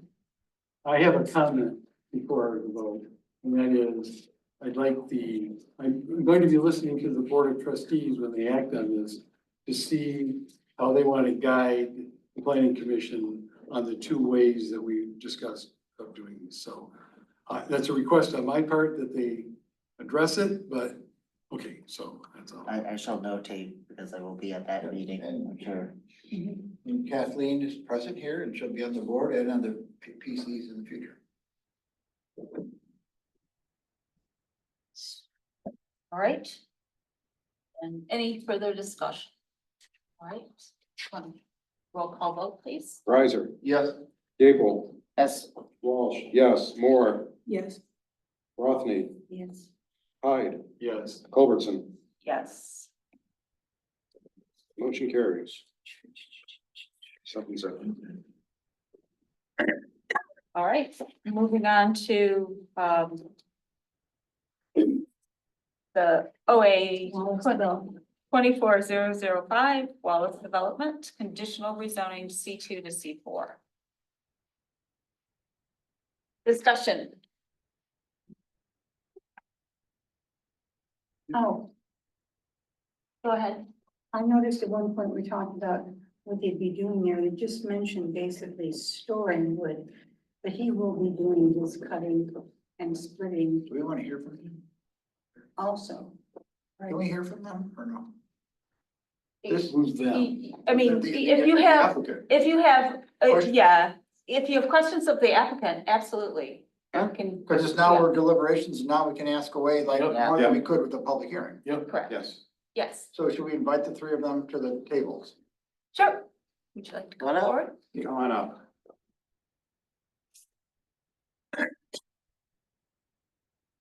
Miles, why don't you sit right here? Okay.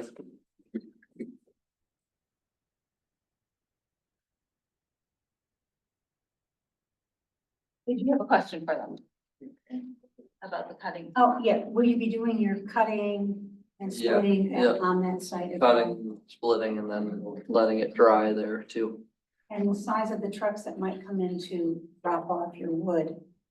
It'd be a full-size log truck with a pup, so not semi, but that's once or twice a year, a truck would come in and bring enough wood to basically supply me for like a month or two of cutting, so it'd be a couple months in the winter of cutting and then it drying over the summer. So is the wood stored in piles or is it stored under, how is it? It's in sort of like cones and stacks, so. Like, Exposed to the It's elements. all Yeah. open. yeah. Not covered. Drying is exposed to the elements too. Yep, It's stacked outside. yep, And the log splitting would be done on site. yeah, yeah. Is that noisy? Explain how that works. It's kind of interesting. Yeah, so all the logs either get run through a firewood processor, or I cut them with my chainsaw and then run them through a log splitter. Yeah. Is the log splitter noisy? It's a little quieter than a lawnmower, so if that. And the gives you a chainsaw for number. sure. Yeah, the chainsaw would be noisier. The log splitter's a lot quieter than the chainsaw. Yeah. And how long do you season your wood? It's usually, it depends on the species, but so it's usually between like 6 months to a year, so. But there's always stuff getting turned over. So, yeah. So how high are the piles? How do we, this body know that it doesn't become a blight or an eyesore or, attract rats or mice or woodchucks, whatever wood that tracks. You know, how does it not become, you know, a problem for A&W next door or a problem for the businesses next door across the street, you know, to downtown Dexter, things like that? I can vouch it hasn't been a problem at A&W from a permit perspective. You were doing this a while before being cited. Yeah, it was there since I think last spring. Oh, there's been wood there for a while. And how high is it piled? Some of it, probably the highest it would be like, I don't know, 16 feet maybe, the tallest stacks. And so you're gonna meet with a fire marshal? Yep. You know, the questions you're asking would be tied to the conditional Right, use, right. and that's a little, it's kind of separate from this. Okay. Do customers ever come to your woodlot to? Right pick now. things up, or do you deliver? Yeah, right now it's all delivery, so that's all just with my small truck, so not a ton of like in and out traffic with big trucks, it's just mine, so. No.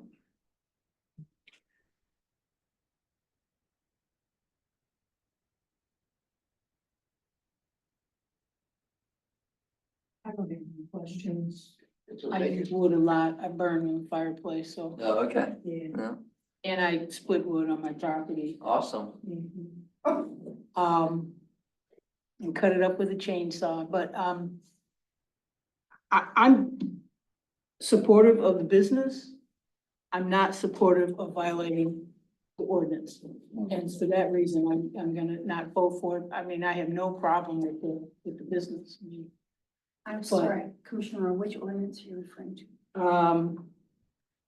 36-68 subsection, or wait a minute, make sure I get this right. 36-74, where it lists all the districts. Water And sewer, right? Subsection, pardon me? Water and sewer. Yeah, subsection 13, highway commercial district, oh, no, not section 13. Subsection 14, composite commercial district, C4, paragraph A, which requires the district is to only be used in those areas of the township which are served by public water and sanitary sewer facilities. It's a technical argument, which has nothing to do with your business. But I think, and I've said this before with this very issue, because this has come up in other arenas and, I'm sorry, other projects. There's C2, C3, I believe, and C4, not C3, I apologize. C2 and C4 had this very same language, and this would be violative of, and I understand Laura's point is that they're in C2 now, which would be violative of that same language, but I just don't understand how I can vote for changing it to C4 and violate the ordinance, and I'm just not gonna do that. In prior times, we've had projects that have asked to be rezoned C2, C4. We've denied the request based upon the same argument, and they've gone for a variance. Correct me if I'm wrong, Jan, but they've gone for a variance to the ZBA. I'm open to some creative ways if we can get around that. And it sounds like there aren't any, maybe but that's my piece. And Go ahead. you have an additional question? No, along the actually, same it lines? was Yeah, along that same line. But it wasn't a question, it was a statement to Commissioner Moore that I think what your point is, in my opinion, is that right now, anything that's listed as a permitted use under C2 can be done, even though it isn't in the water and sewer district. But if we go to C4 and we allow the uses that are being requested, any that are different than they aren't in C2. So these are new business opportunities that are in not in the water and sewer district. That's really what it is you're allowing new uses that are supposed to be in the water and sewer district. And this has gotten us into trouble where we've made exceptions about things. And people even come here and they quote the projects that we've made exceptions for, i.e. our sign ordinance, where we haven't followed our sign ordinance and somebody's coming here asking for the same play. So. All right, I do want to give the applicant an opportunity to respond. So here's an idea that you might make you feel a little more comfortable with. So, land use planning and your master plan, those things are set, but your master plan also recognizes that you might want to change zoning when there's a new demand or, something has changed about okay? So here, hear me out, but. The master plan doesn't say that. The master Are you saying the plan. master plan says that? The master plan, your zoning ordinance says that zoning can be changed when there's been a change in circumstances. That's one of the criteria, let's say. So here, you've got a master plan. And there's this firewood operation, it's fairly new. He started a landscaping business and then he learned about this firewood. So this is a new market, you could say, which is not permitted anywhere in the township. So you could say, well, because to take your argument to the extreme, you would never rezone anything from C2 or C4 because of if it didn't already have water district. That defeats the purpose that allows you to rezone when there's been a change in circumstances or there's a new demand.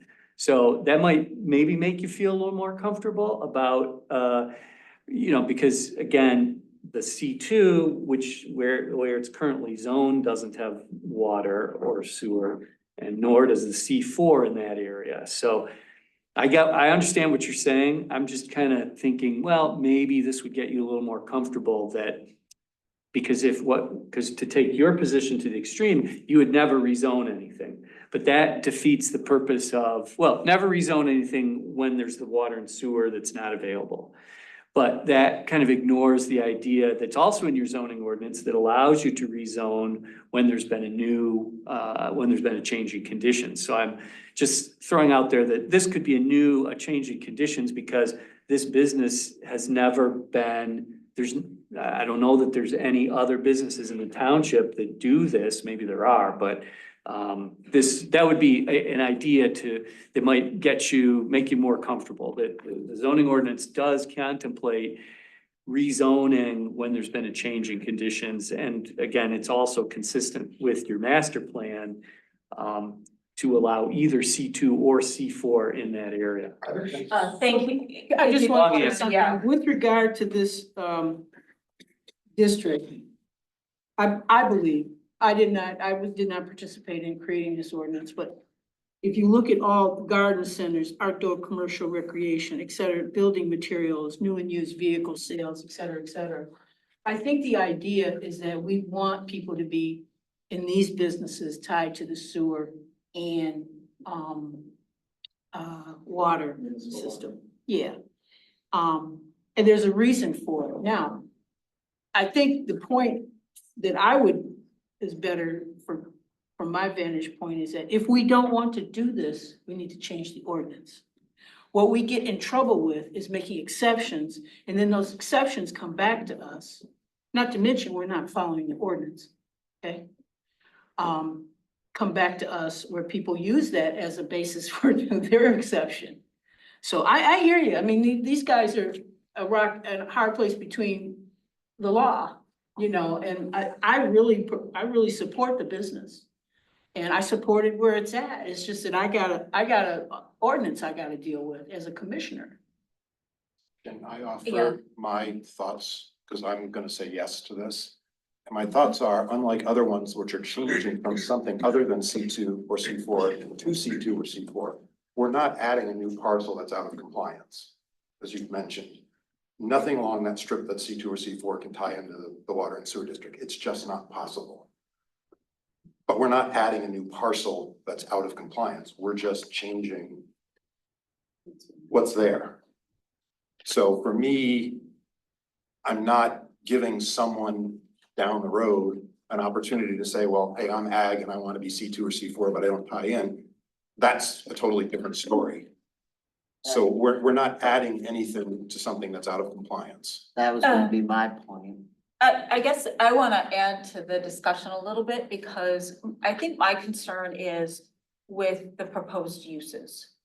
And, okay, we don't have water and sewer there. There's, you know, we've got multifamily as a part of a mixed use. We've got the, you know, recreational vehicle sales, et cetera.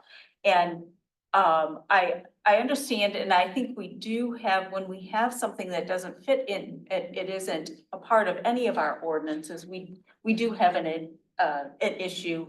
And I don't object to it happening there, and meeting the fire code and so forth. And actually, I want to commend you for, you know, the entrepreneurial spirit, because I think that's really cool, especially as a high schooler. So kudos to that.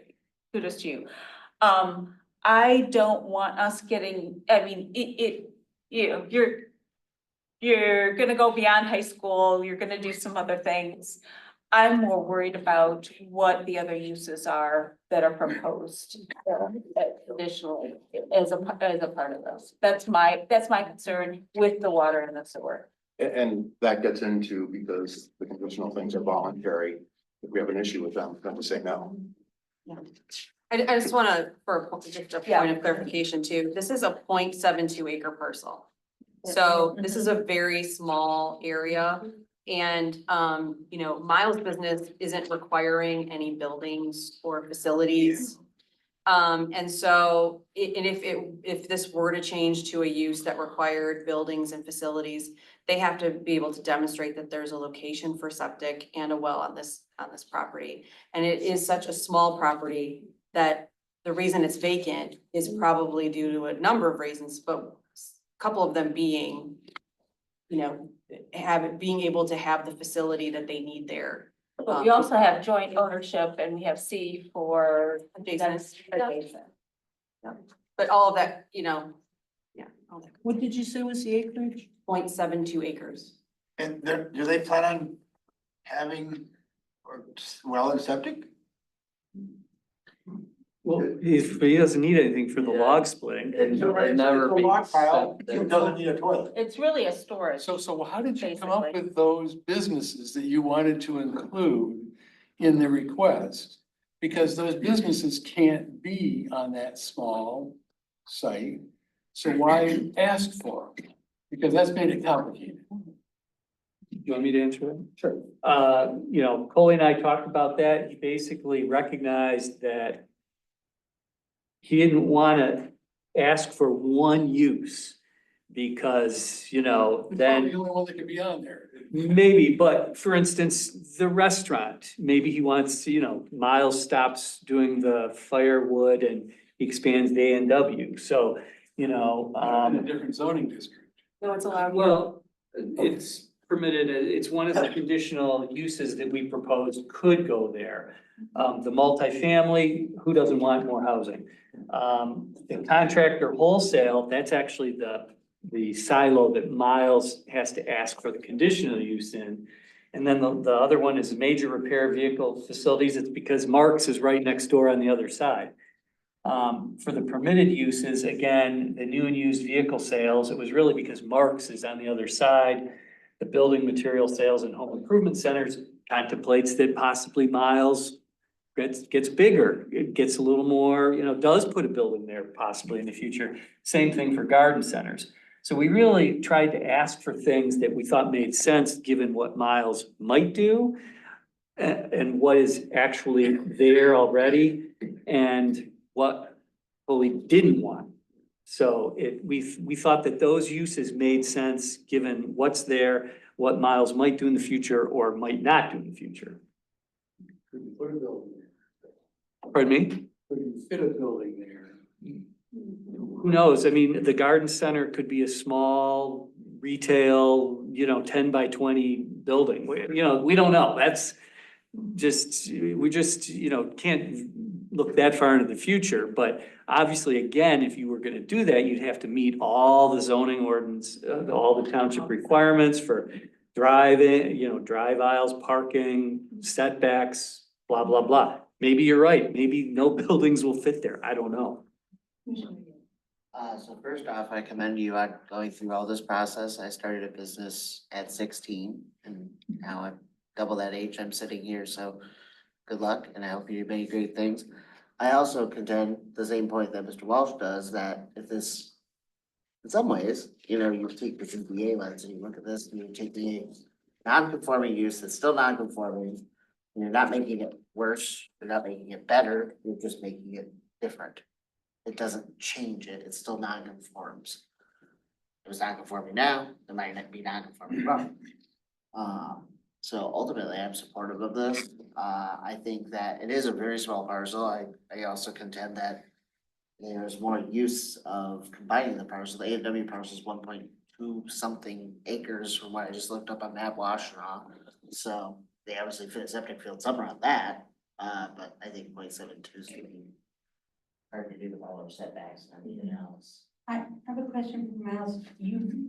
Have you looked at what the fire code said about setbacks and spacing between what we call them cold beds? Yeah, And do you think that with all those requirements, that space is going to be adequate for you? Yeah, they were worried about piles of like a 200-foot wide and 300-foot long scale, which wouldn't even fit on that parcel. So, because I think we just need to comply with the size of the piles and amount of wood that's there at one time.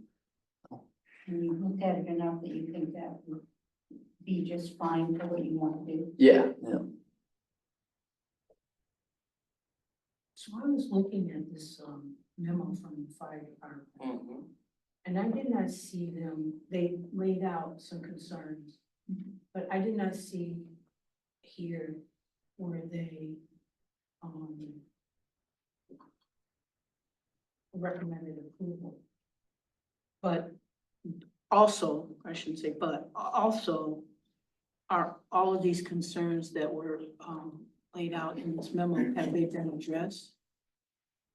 I think that's the next step. That's the right? next step. So Miles and Scott indicated that they're gonna meet the fire marshal out Oh, there that's in the right. next week. So these are really, it's kind of a little more complicated because Miles is already there and we're working towards compliance, right? So had he not started his business already, Yeah. we wouldn't be talking about how, what's out there already. So, fire marshal is going to go out there, and he told me today, he is also confident that they can come to some sort of conclusion that, he can work through with them. But at this point, there is not a resolution to these concerns.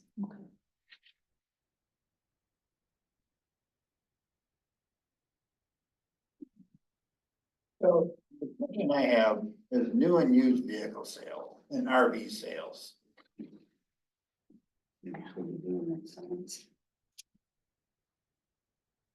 Is that just because there happens to be such a business next door? I mean, we do love car sales in Scio Township, but we try to jam them in on Jackson Road. And Dexter does have $1 million condos going across. Yeah, so on the other side. the used car lot, Yeah, and- what's that about?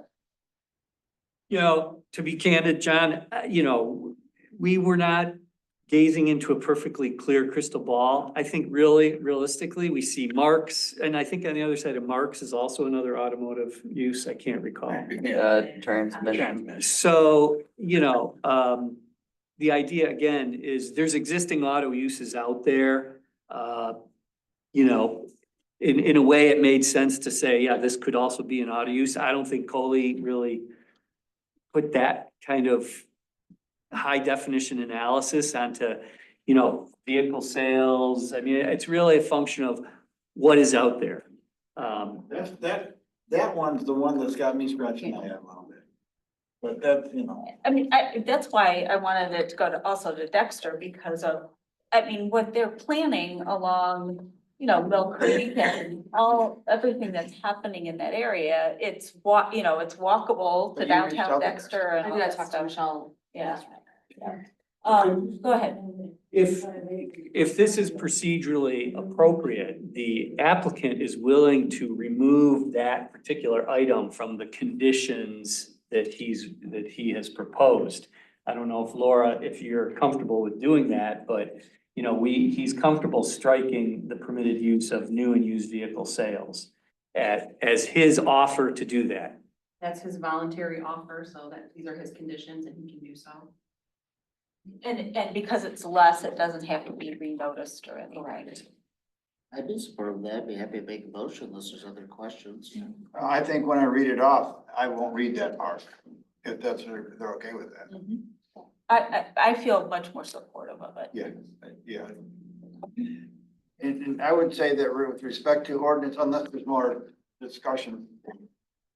With respect to ordinance amendment number 24005, the Wallace Development Company's conditional rezoning at 8252 Dexter Chelsea Road, that based on the information received from the applicant and reflected in the minutes of this meeting, the planning commission finds that the proposed Wallace Development Company's conditional rezoning at 8252 Dexter Chelsea Road from C2 General Commercial to C4 Composite Commercial meets the informational requirements of sections 36-461 and the factors found in section 36-462 of the zoning ordinance, the conditional rezoning requirements of section 36-463, and recommends approval with the following limited, permitted, and conditional uses as conditions presented by the applicant. Permitted uses under section 36-74N2. A, building material sales and home improvement centers subject to the provisions of 36-139, and B, garden centers subject to the provisions of 36-139. With respect to conditional uses under section 36-74N3 of the Scio Code of Ordinances, A, the major vehicle repair facilities and vehicle collision repair facilities subject to the provisions of 36-137. B. No, that's the I'm letter, that's sorry, the letters that are in the ordinance. That's right. Then, okay, then do I need to keep that at B for building materials? Yeah, it should be B and C. Okay, I go back B for building and C for garden centers. I thought it was A, B, C under there, but I see your point.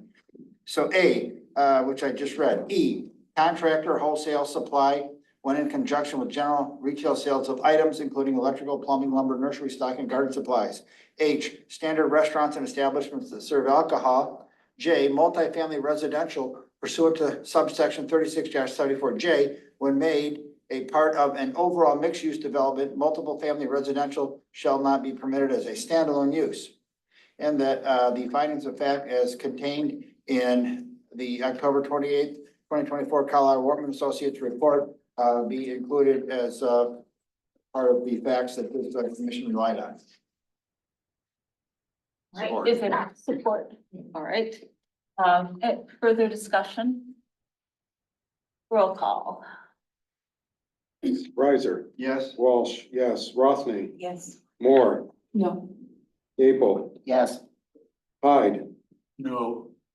Culbertson. Yes. Motion carries 5-2.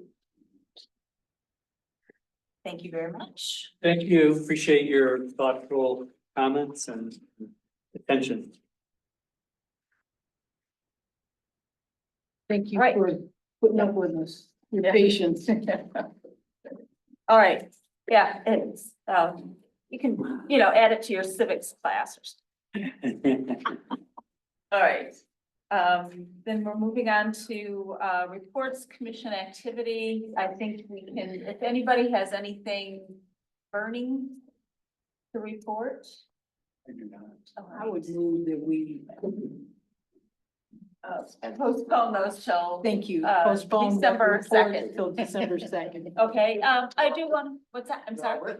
Yeah, well, I don't know. well, not all of them.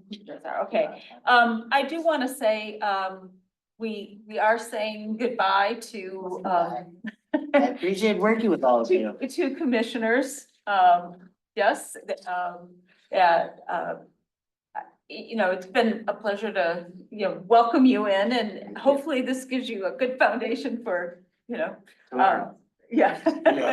And John, it's been a pleasure working with you, and, hopefully you'll, keep in touch with what the planning commission is doing, and, really appreciate the reports that you've been given to the board. And, look forward, to welcoming Kathleen. I assume that it'll be, approved tomorrow, so we'll look forward to working with you. I think I get the vote. I don't know, after tonight, you may have misgivings. Yes. And, Andrea, bylaws, you serve until there's an appointment. Just because we can't have multiple trustees on the board, that's the issue with. But Andrea, you can serve until there's either you're reappointed or there's another appointment. So we're hopefully You were the 1 year. Yeah. Yeah. It's a 1 year. Staggering. Right. Yep. All right. Any other? Oh, we have public comment. Yep. Is there? I need to vote on my motion to postpone reports. I think we can do that by Acclamation. acclamation. Yes, thank you. That's the word. All right, anyone, so I'll open, public comment 11:04. Is there anyone still with us that would like to address the planning commission? Anyone online? Yes, Rob Pattinson. Hi, Rob. Hi, Rob. You still on? We didn't make you up? Thank you, Commissioner Reiser and Commissioner Yapel, for your service. Very well done, and we'll look forward to the new board. Thank you. Yay, Pattinson. Move to adjourn. Oh, there's more? is there anyone else? No. Move to Okay, we close have to public move to comment. close public comment. Second, and a You second. got that, Walsh? Walsh and Rodney. Okay, any further discussion? All those in favor, please say aye. Aye. Any opposed? Okay, we are adjourned at 11:05. Move to adjourn. We did that. Oh, we did that, I'm sorry. Sure, no, we just adjourned, close public comments. We closed public comment at 11:05. Move to adjourn, Riser, support, Walsh. Oh, we can just adjourn? Oh, really? Excellent. Okay. And that's